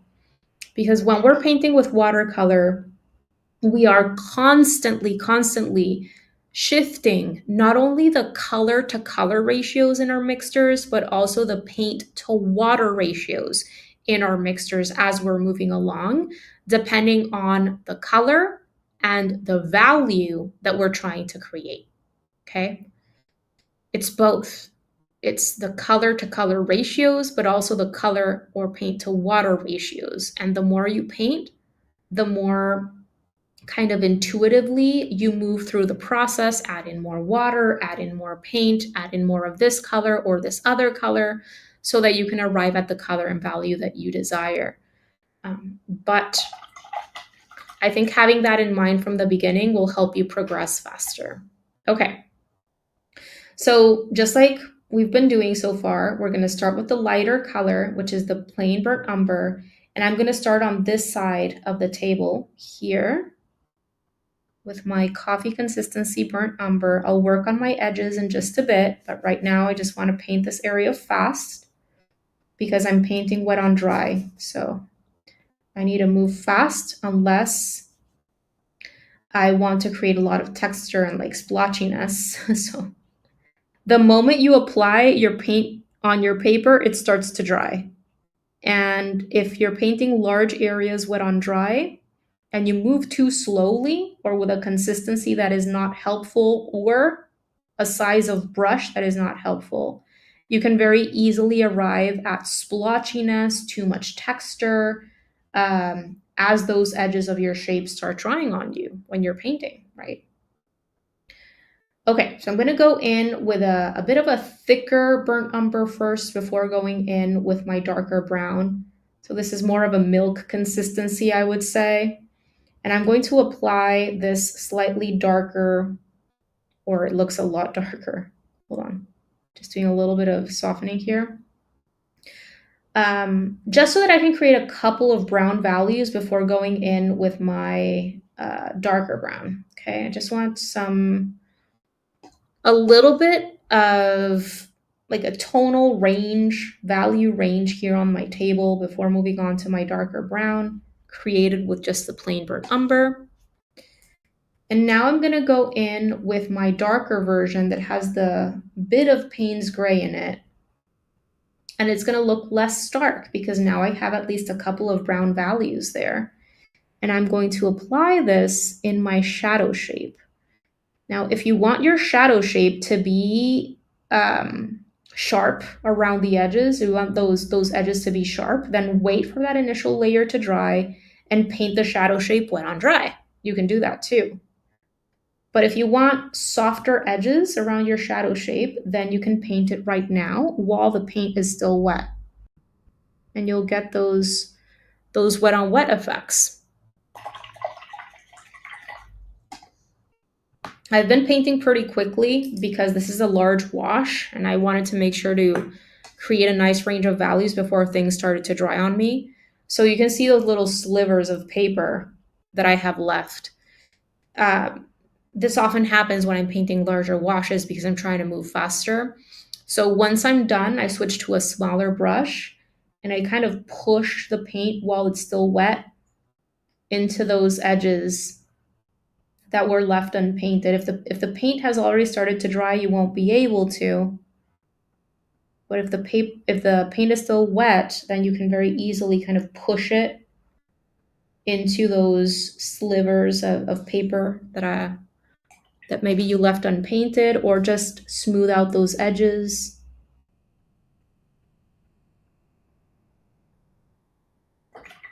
All right, I'm going to leave that alone and give you a moment there. You can see how my table line is also a little bit crooked. It's fine. Imperfections can be charming. And if you are into a more textured look and you want to explore splattering, you can do a little bit of splattering while the paint is still wet, especially in these larger areas. So how do you do that with water? All you need to do, and this is my cheaper size 10 round synthetic brush, but you can do that with your regular watercolor brushes as well. While the paint is still wet, you can just do a little bit of flicking with water to get a little bit of texture. Your paint still has to be wet, but not super wet. If you do splattering when your paper is still very, very wet, what's going to happen is that you're likely going to see it at first and then it's going to disappear because the paint is still moving around way too much. It's too wet. So you're going to see it, but then as the paint continues moving and settling, it's going to disappear. So if that happens to you, then all you have to do is allow the paint to just sit on your paper for a little bit longer, maybe 15, 20 seconds, depending on how wet your paper is. And then try again. Okay? Dip your brush in your container, remove that excess drippage, and then use flicking motions. Do some flicking with your index finger of your non-dominant hand. And then you're going to see how as the paper, as the paint starts to dry, it's no longer going to move as much and you're going to see the texture more. That's completely an optional step though. You don't need to do it. I just wanted to explain how to do splattering with water if you're looking for more texture in your piece. But we will be adding some gouache splattering at the end, okay? So now I'm going to go ahead and prepare my indigo for my background.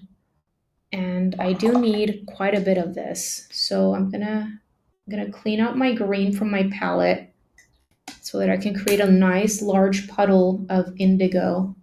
I'm not gonna use the green anymore, so I can remove it. I'm gonna take some indigo, make a nice large indigo puddle here.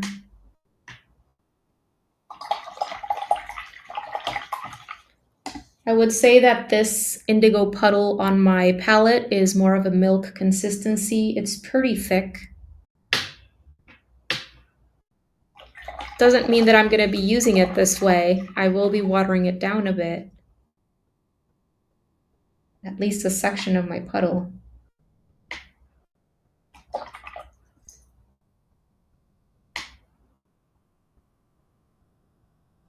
Great.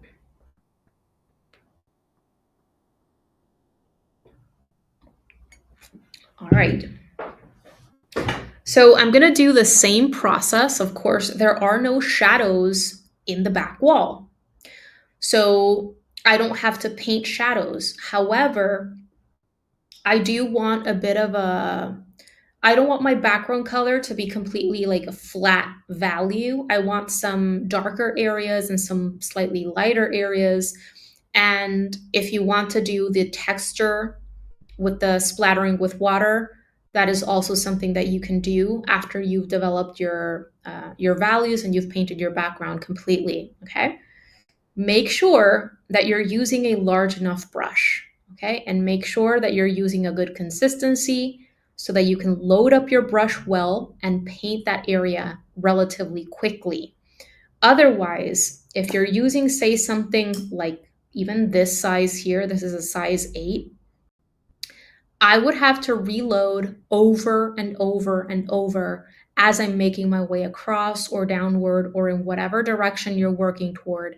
And every single time you reload, that edge is already starting to dry on you. And it's a lot more likely that you're going to arrive at a heavily textured background wash if you do that. So what you want to do is you want to use a large enough brush, a good consistency that you can load up your brush well, and paint as much as possible before having to reload, and then leave it be as much as possible. Don't go back and continue adding and layering and trying to fix, because when you do that, you flatten everything out and you arrive at these just overworked flat results or overly dark results. Okay, so I'm gonna get started with my indigo in a pretty watered down consistency initially. This is, I've watered down this side so much that this is almost like a tea consistency. You can go in with a tea or coffee consistency, but don't go in with a milk consistency right off the bat, because you're going to be darkening everything and then it's going to be harder for you to achieve lighter values. So I'm going to go in.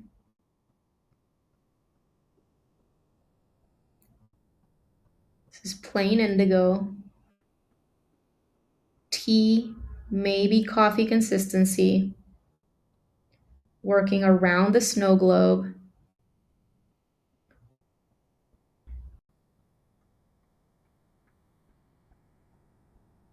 I'll switch to a smaller brush in just a bit, but right now I just want to cover up as much as possible as quickly as possible. Okay, great. So that's my first layer, which looks pretty flat. But now I can go in with a slightly thicker consistency and I can paint in some of this thicker indigo in some sections so that I can have a nice range of blue values in my background as opposed to just one flat blue.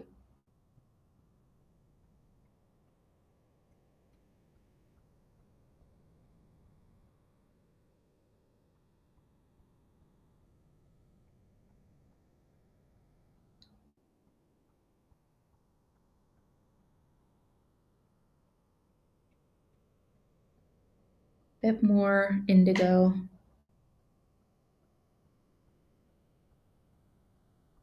I'm working wet into wet now because this entire area is pretty wet.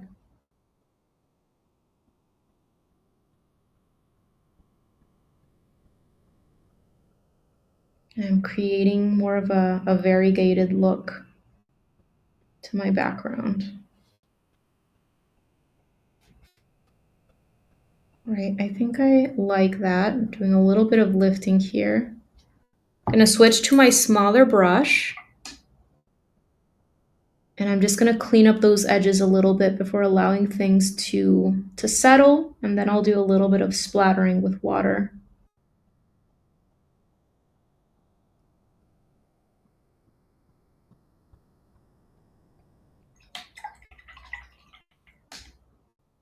Okay. This is very, very wet, so I'm just gonna leave that, allow it to settle, because if I do my splattering right now, it's very likely that it's just gonna disappear. So let's see if I have any questions. How are you guys doing so far?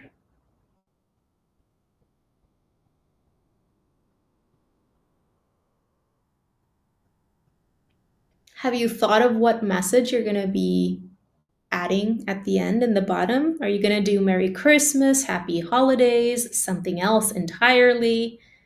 What are you going to be adding there?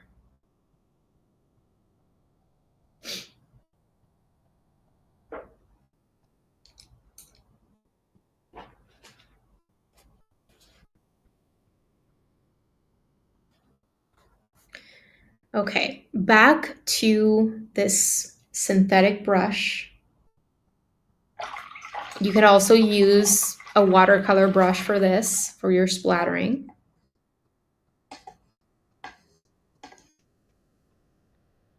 And I'm just going to do a little bit of splattering with water in my background to create some texture, using the index finger of my non-dominant hand.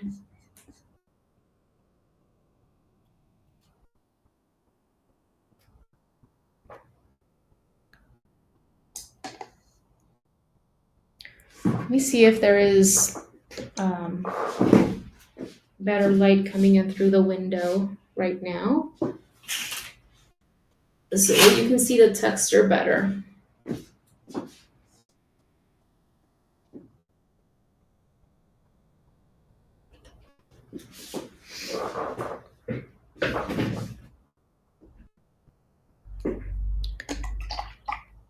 Okay, I'm gonna do just a little bit more. My background color is still wet.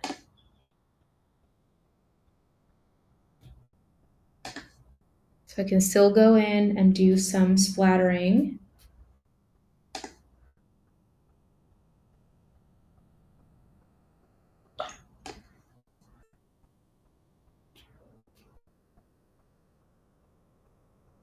All right, I think that's enough texture. I'm gonna leave it be.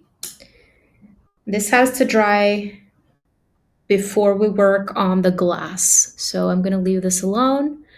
I am going to change my water because my water is very murky right now and I want to use clean water when I'm painting the glass. So I'll be right back. And if you have any questions, go ahead and leave them in the chat.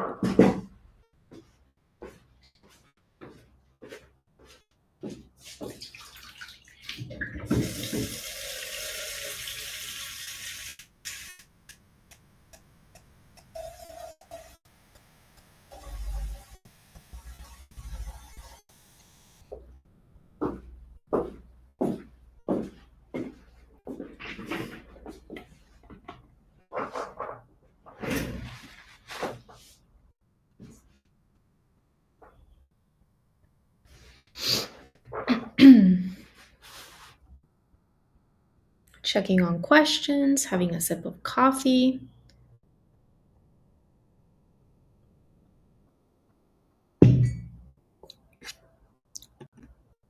How are you guys doing? Tell me again what you're splattering. Water? Yes. Yes, Barb. So far, I have only done splattering with water, but I will be doing splattering with gouache at the end. Just taking a little bit of water from my container and using my index finger to do my flicking motions.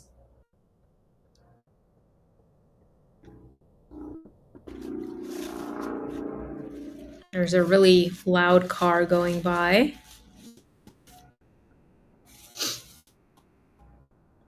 Let's see.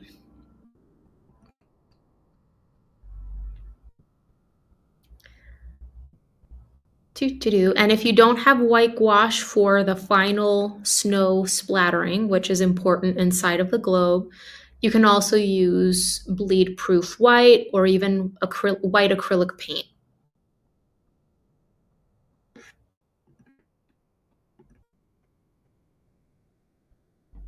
What does that do? Splattering with water?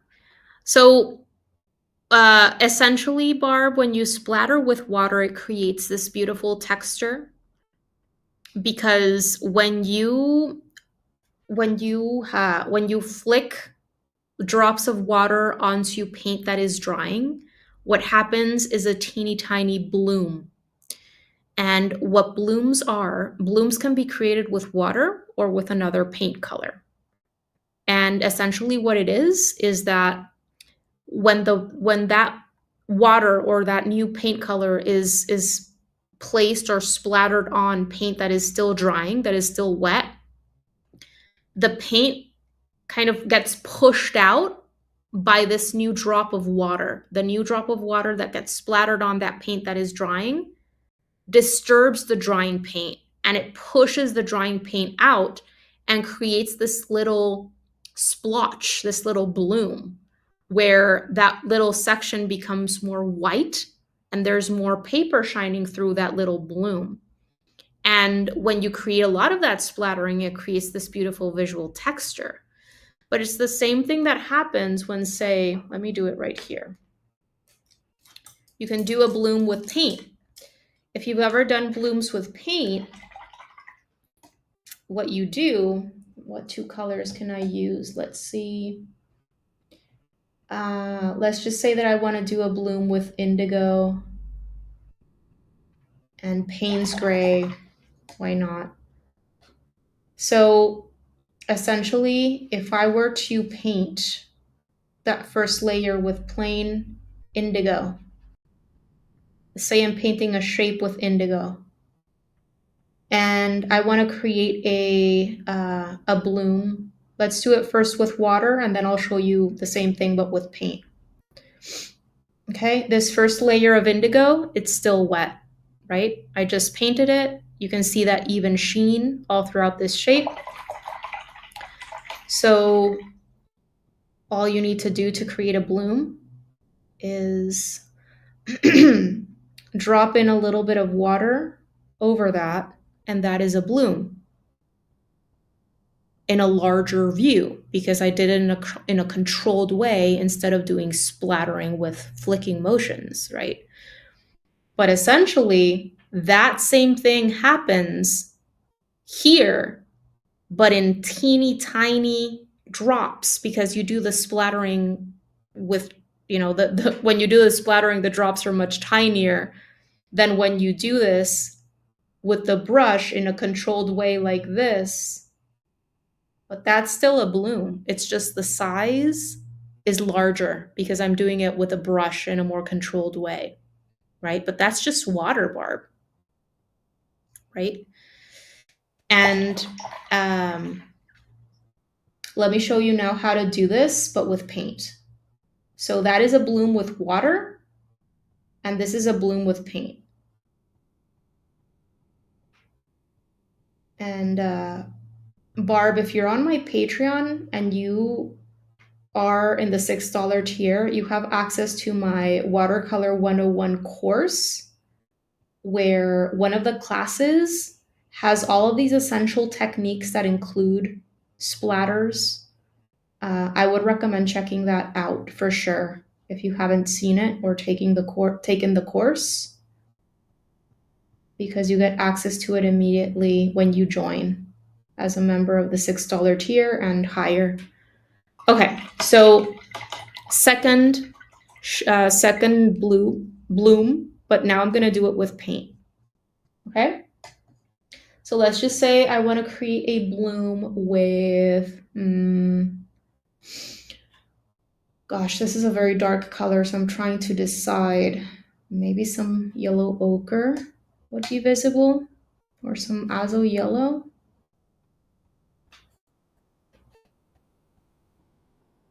Okay, this is still wet.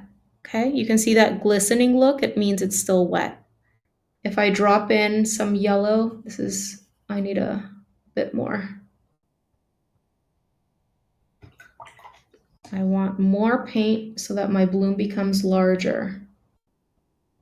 You can see it better. There it is. That right there is a bloom, but with paint. You could also do splattering with paint and not water. Okay, so these are just different techniques that can help you achieve different effects. Like for falling snow and stuff like that, it's better to do splattering than to do individual blooms, right? Because it'll lead to a more natural look. However, there are other situations. For example, I remember one time I painted a bird. It was a kingfisher, I think. And for my background, I wanted to create blooms, controlled blooms in very specific places. In those cases, I used this technique where I actually go in with paint in my paintbrush, and in a controlled way, I add them in specific places. But there are other cases where I want to do splattering so that it looks more, if you're doing falling snow or something like that, or adding texture into like dirt areas, you don't want to have to go in and create individual blooms. It's not going to look very natural, right? So essentially a bloom, all it is when you drop in color while that initial layer is still wet, so that the new color or the new drop of water pushes that initial color out. It disturbs it, and you're left with this beautiful bloom. So at a micro level, that's what's happening here, but with water. So what happens when you can still see it here. You can see what happens here. when I went in with water, the water pushed out the pigment, the blue pigment, and revealed more of the paper underneath, creating a lighter area, a lighter splotch, right? When you do it with another color, that second color pushes that initial color out, and you're going to be left with a bloom that has color to it. But still, that second color is still pushing the blue out so that it can become that colored splotch, if you will. Um, so these are just techniques, Barb. But I hope that that makes sense. And in my Watercolor 101 course, if you're on Patreon, check it out, because in that class where I teach you all of these must know techniques, I talk about masking fluid and like masking with tape, I think, and like 12 different little techniques that really help open up your horizons in terms of textures and little effects that you might find handy for like different types of paintings. Uh, 2 minute, I forgot my login email. I was going to ask. Oh my goodness, Barb, you have to. Um, so, oh, you forgot your login email. I thought it was your password. Okay, so if you forgot your login email, like that is going to be important that you.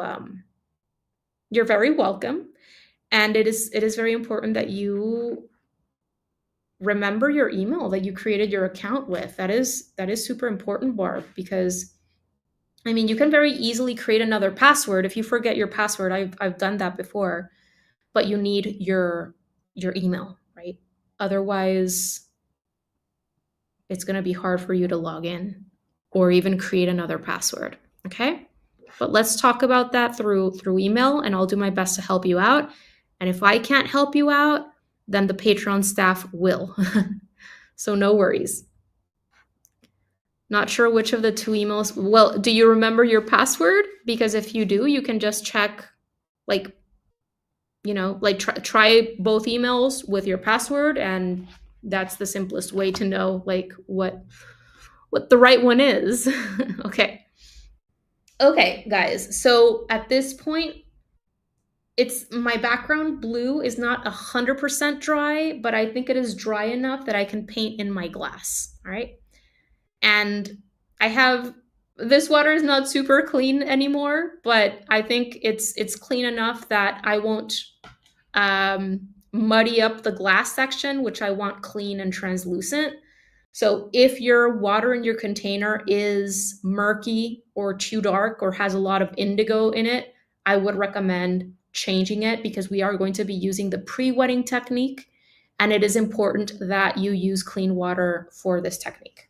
Okay, go ahead and change to a dry towel, and we're going to be using a larger brush. This is my size 14. This is where the cerulean blue comes in. Okay, so I want to make sure that I have indigo and cerulean on my palette. Yeah, you're gonna have to try both emails, Barb. Try both. That's what I would do.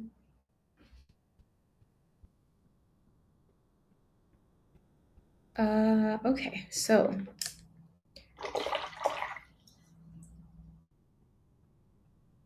this is indigo, and this is cerulean.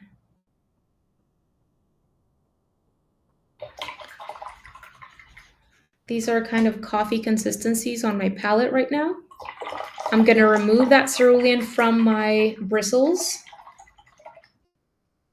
remove that excess strippage, and we're gonna be using the pre-wetting technique. Why? Because it's gonna help us keep things wet for a little bit longer, and it's gonna help us create very soft effects in the globe, okay?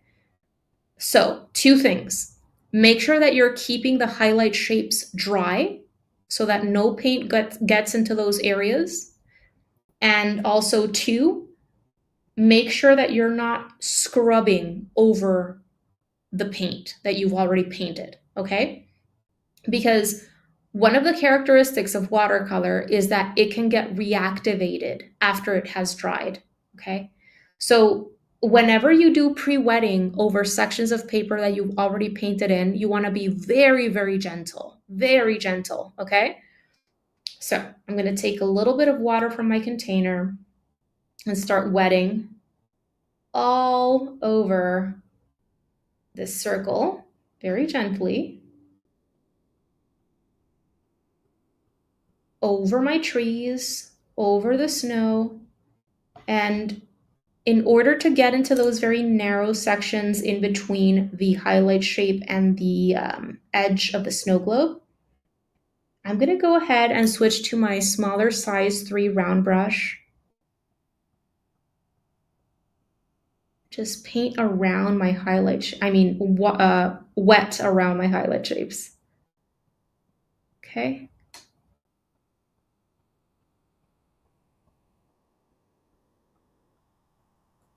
I'm going to hold this up to the light so that you can see what it looks like. Give me just one sec. Let me move this out of the way. So that entire circle minus the highlight shapes, okay, are wet. You can see a nice even sheen all throughout the circle, except for the highlights. Oh, I'm missing a little spot here. I can see. All right. Nice even glistening. And now I'm going to go ahead and start painting in my first color.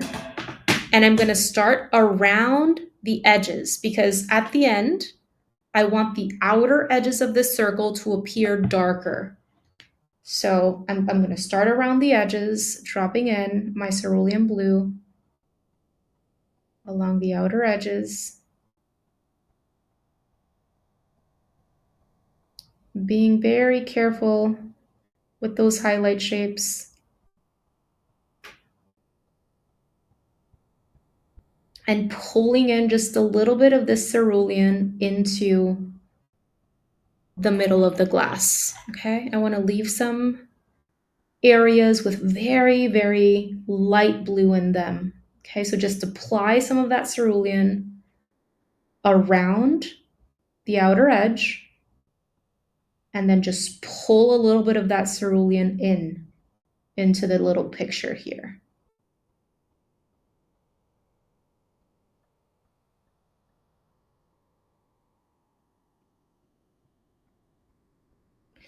I'm going to add a little bit more of my cerulean to deepen the effect of the blue around the glass.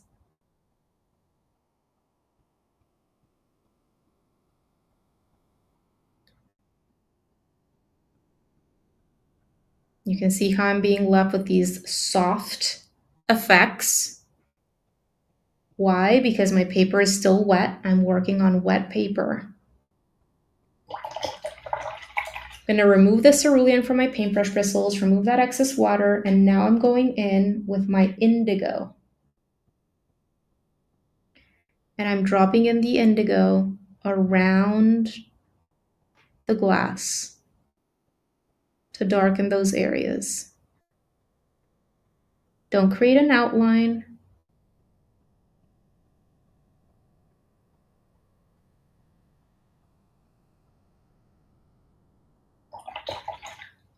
Avoid outlines. And I don't know if you can see it, but I'm getting a bit of a run on this side. Why? Because the background indigo color was not 100% dry on this side. That's okay. I think it'll be fine. And you can see how I dropped in some indigo just in a very irregular way inside of the globe. If things are still wet and workable, you can go in and darken areas a little bit more. But if your paper is starting to dry, I would recommend just leaving it alone.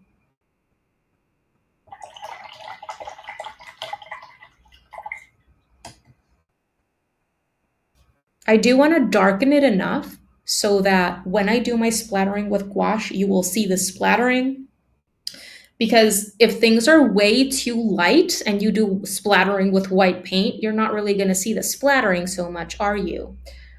So I want to make it dark enough so that I can see my splattering, but I want to be careful and make sure that I am just adding a little bit of color at a time, darkening a bit at a time gradually, and coming back to see the piece as a whole, and asking myself if more is really necessary for the effect that I want.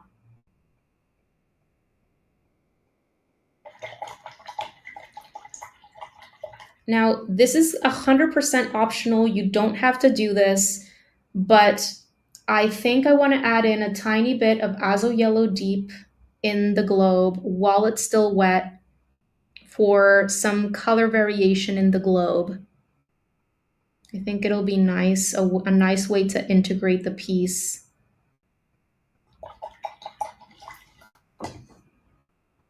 Because I'm repeating the yellow, right? So I use the Azo Yellow down here. I'm repeating the yellow inside of the globe. Maybe a little bit here.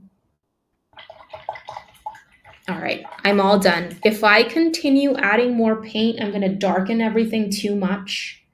And maybe I can't see the elements inside of the globe very clearly. So I'm going to leave things alone.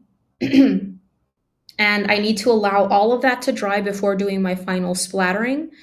But hopefully you can see how I was able to create a dimensional look to that sphere. How? By making sure that I'm keeping highlights protected, by making sure that I am using most of my darker colors along the edges in a very irregular way. I did not create an outliney look along the edges, but I used most of the darker color, which is the indigo, along the edges, and just a little bit here and there, right? By darkening at least some sections along the edges, you can create more of a spherical look. And I created like a reflective look to this area by leaving sections of paper visible, unpainted, and having that kind of bright paper shining through. Okay, and as well, like all of the effects in the globe are very soft with the watercolor. Why? Because I worked wet on wet. I pre-wetted and I built that color on wet paper. Okay. While that dries, I'm just going to develop some details. And again, this layer that I'm going to be working on next is completely optional, because usually with line and wash pieces, you work with just a layer of watercolor and that's it. But if you want to develop more detail, this is what I would recommend. Okay, so let's just say, for example, a few ideas that maybe you want to do. Maybe you want to darken the shadow shape on the table. You go back to the burnt umber plus bit of Payne's gray. This is way too dark. It's going to look super contrasting if I use it in that way. I'm going to lighten it a little by adding more burnt umber. This is my size 6 round brush, by the way. And if you wanted to paint that in wet on dry, you can paint that wet on dry.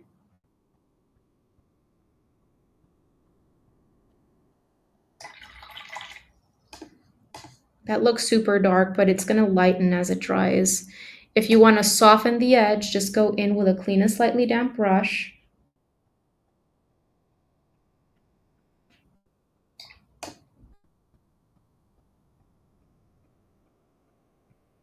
See, I lifted up too much there. I need to place more. And soften the upper edge.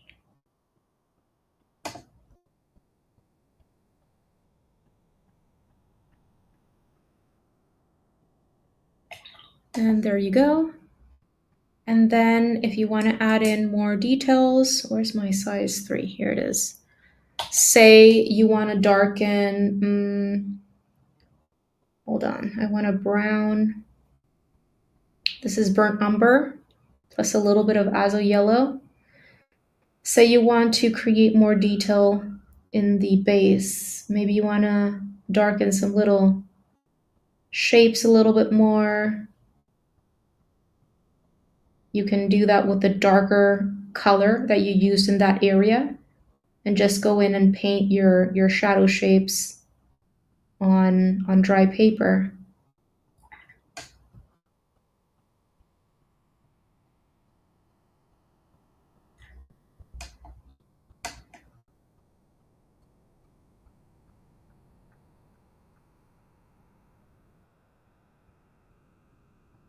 This is Azo Yellow. Okay, so I am going to start planning my little letters because all of this is still wet and I can't do my splattering just yet.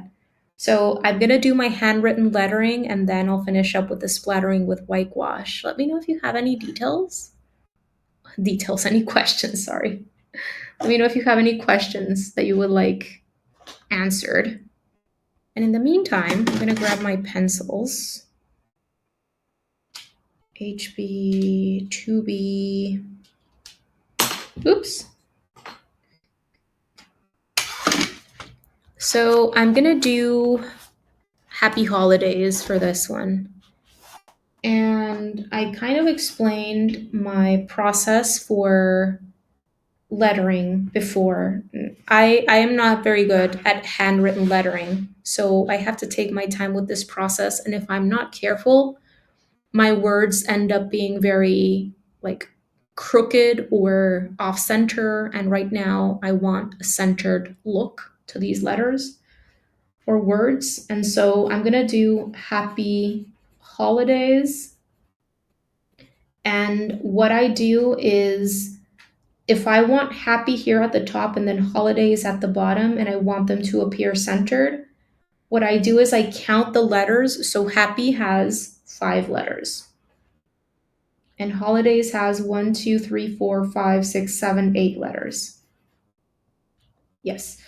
And so what I have to make sure if I want these centered is the P needs to be right in the middle. And in this case, these are 8 letters. So I have 2 letters that are right in the middle. The I and the D have to be right in the middle. And then I fit the other letters to the left and to the right of that middle central letter.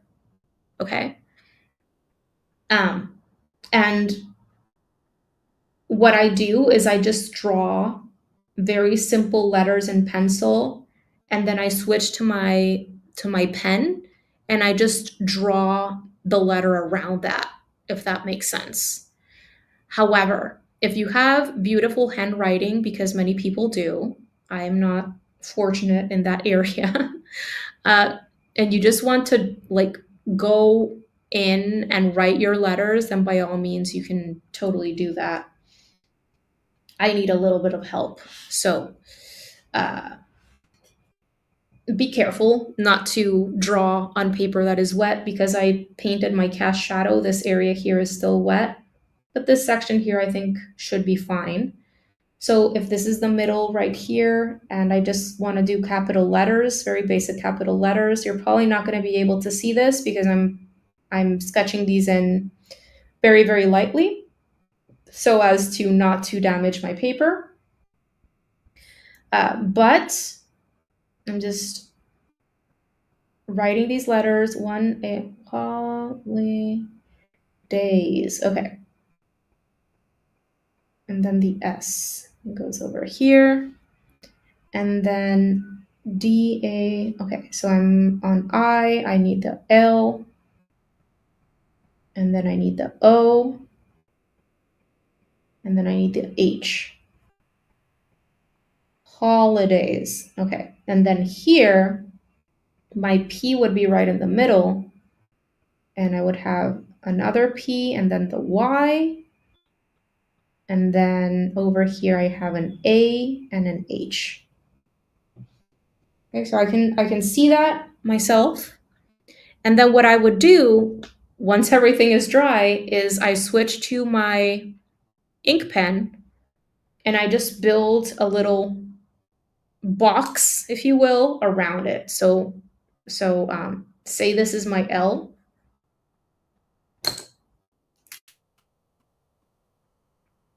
I just do a little box around the L. Okay.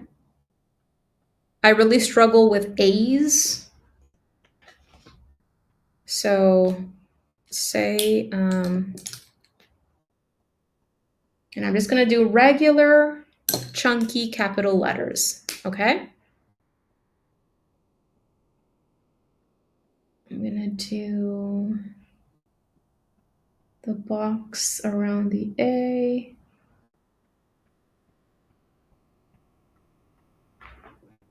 All right. That's what I do. You don't have to use this method. Again, maybe you have better handwriting. Something that I used to do back in the day, because when I first started selling my art, I used to participate in local art events and little festivals and stuff like that, where I set up my booth and everything. And I used to sell art, many more art prints than I do today, and stuff like that. And I always, every single year, created different watercolor greeting cards for the holidays. And what I did was, after I finished the artwork using my traditional mediums, I scanned it or took photos of it, and then I added the letters digitally in Photoshop. So that's another option if you have a photo editing software. And that way you don't have to worry about the handwritten lettering at all. You can just do it via your photo editing software.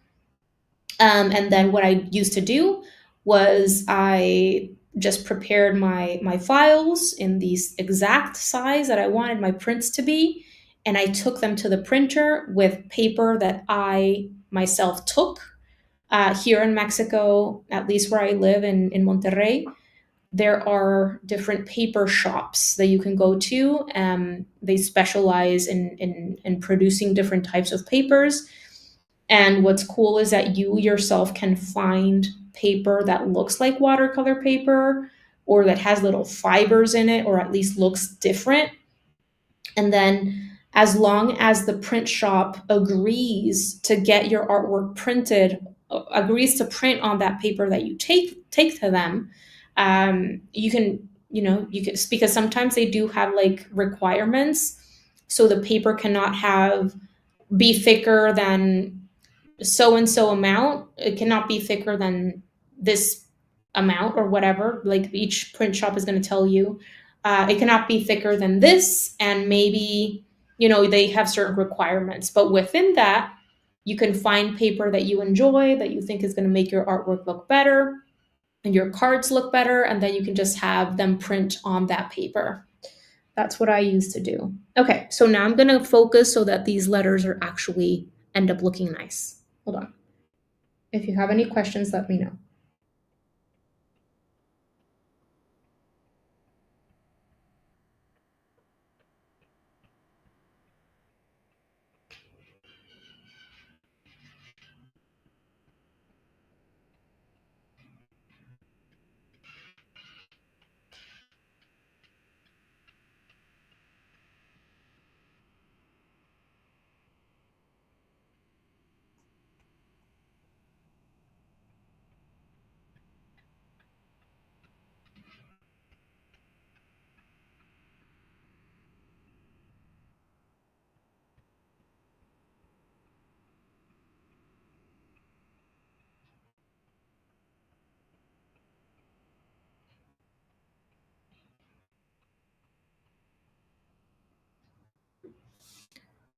Okay, so there's holidays.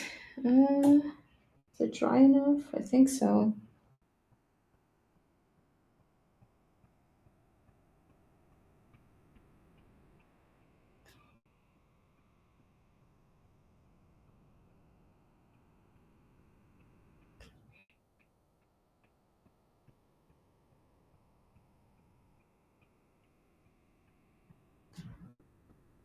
And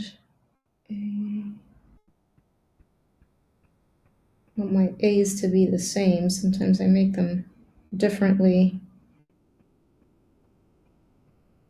A and H.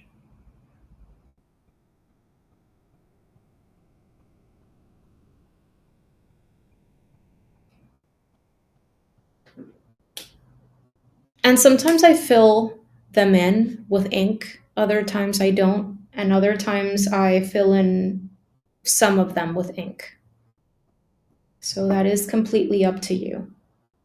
Okay, so I think my snow globe is dry enough for me to do my splattering with white gouache. Now here, the thing is that we want to not get splattering on the wall and everything else. I just want my splattering in the globe, you know? It's up to you. If you do want splattering all over, totally feel free to do that. But I will share what I would personally do to avoid getting splattering on other areas. Um, let's see. Uh, you're very welcome, James. I'm so happy that you joined us, and I'm glad that the regular Azo yellow worked. So what I like doing when I don't want to get splattering in certain areas is I just use my scrap pieces of watercolor paper that I have with me. If you are a Patreon member and you printed out your outline drawing on regular printing paper, you can even just use that as well. Sometimes I use regular paper. As long as you don't go crazy with the splattering, um, it should hold. It should hold fine. I don't know why I did this. Oh, yes. Okay, I'm just trying to create shapes.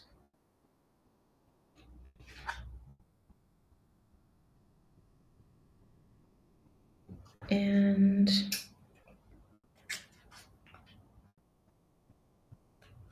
doesn't have to be perfect. I think that's fine.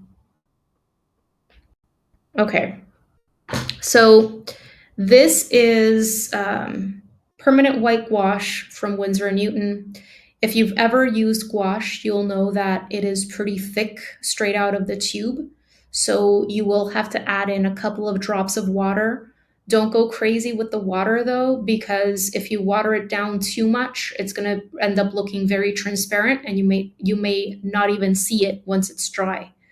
So you just want to water it down enough to the point that you can do your splattering, but not too much that you just won't see the snow, right?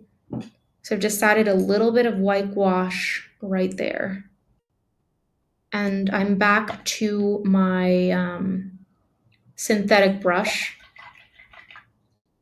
Again, you can use a watercolor brush. What's most important for splattering is that the bristles they have a snap to them, right? A lot of times with natural hair brushes, the bristles are very soft and floppy.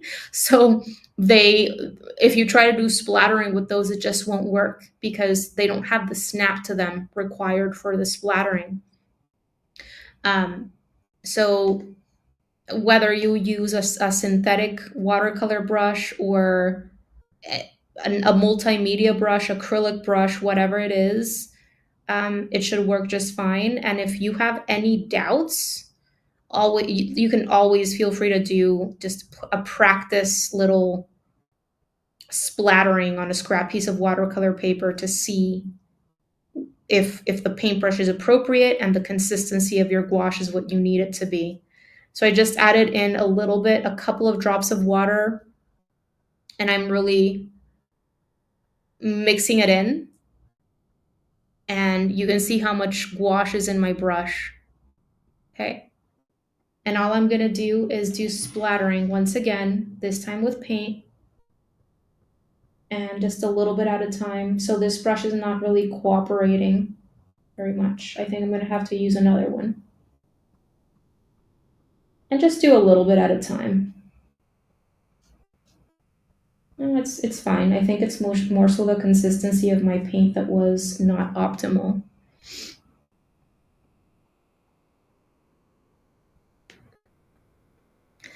Let's see. Is for to make a circle and cut it out. That is smart. That is very, very smart. Thank you so much for sharing that. So that is a great idea. If I had used my lid of my lotion that I use for my circle, traced over that, I would have created a perfectly sized circle. Thank you so much for sharing that. And I'm just adding a little bit at a time. Check to see if your brush is cooperating.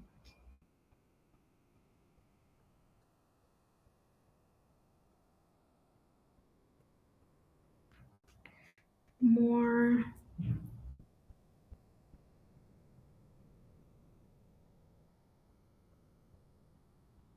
I think I'm going to switch to a bit of a smaller brush to see if it works better for the splattering. Let's see, what do I have here? This one here, I think will work. Goodness, it's stuck. Okay. So here's another slightly smaller multimedia synthetic brush. Moisten those bristles.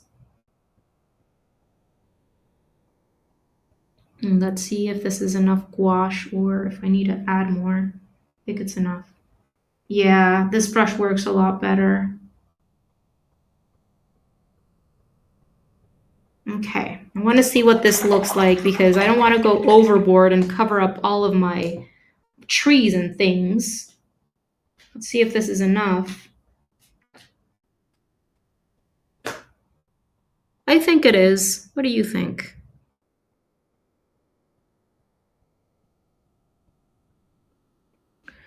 If I do too much splattering, I might end up covering up all of the things I've been working so hard to paint.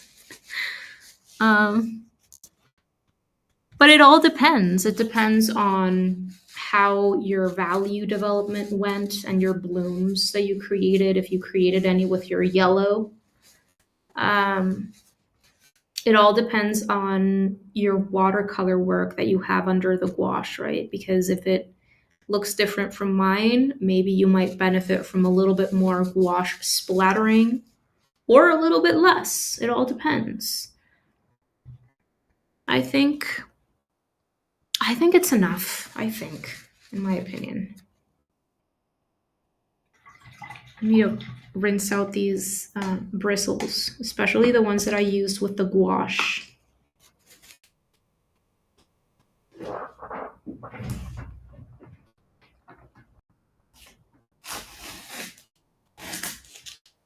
So this is our third line and wash holiday greeting card, all done. And we still have one more to go next Saturday, same place, same time, here on my channel. Hope you'll join us. And it's a surprise. The little composition, what we're working on, is a surprise because Patreon members choose via a poll that I send out. And then the winning idea is the one that I kind of work with.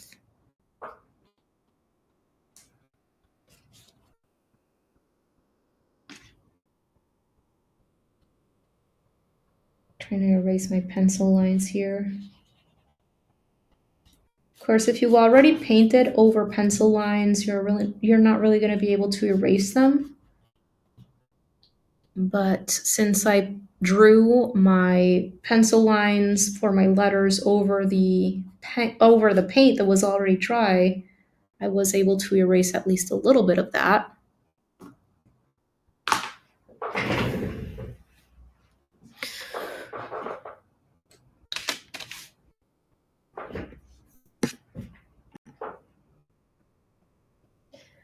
My hands always end up so covered in paint. Covered in paint, especially with the splattering. When I use that kind of technique, paint ends up all over the place, including my hair and random places in my studio. Anyway, so I really hope that you guys enjoyed this line and wash lesson. I hope that you were able to practice your sketching and watercolor painting foundational techniques and important principles.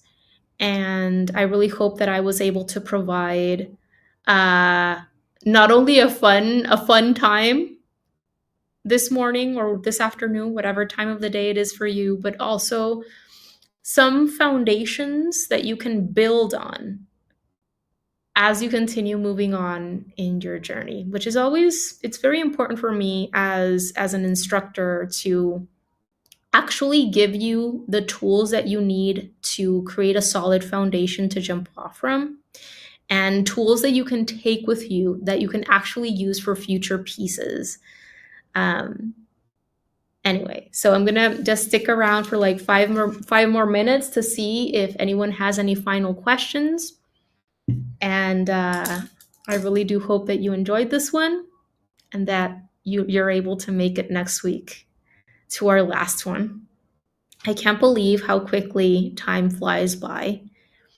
It seems like just yesterday it was like the beginning of November, and now it's already the end of the first week of December. And I can't believe that we've already had 3 of these classes, but they've been really fun. I've had a great time connecting with all of you live.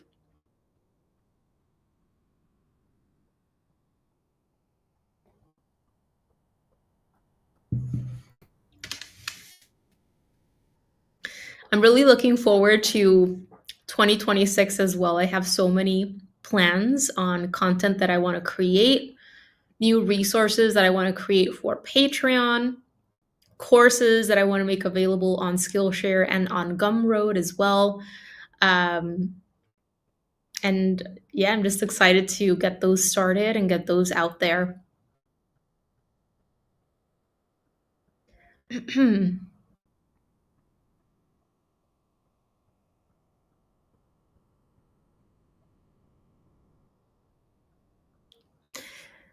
Let's see.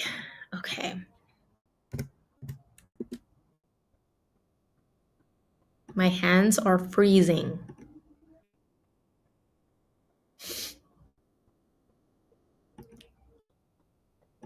And someone is playing very loud music.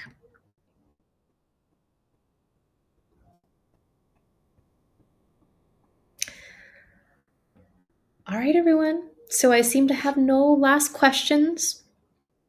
Thank you so much for joining us today. I wish you a wonderful rest of your weekend, an amazing holiday season with your loved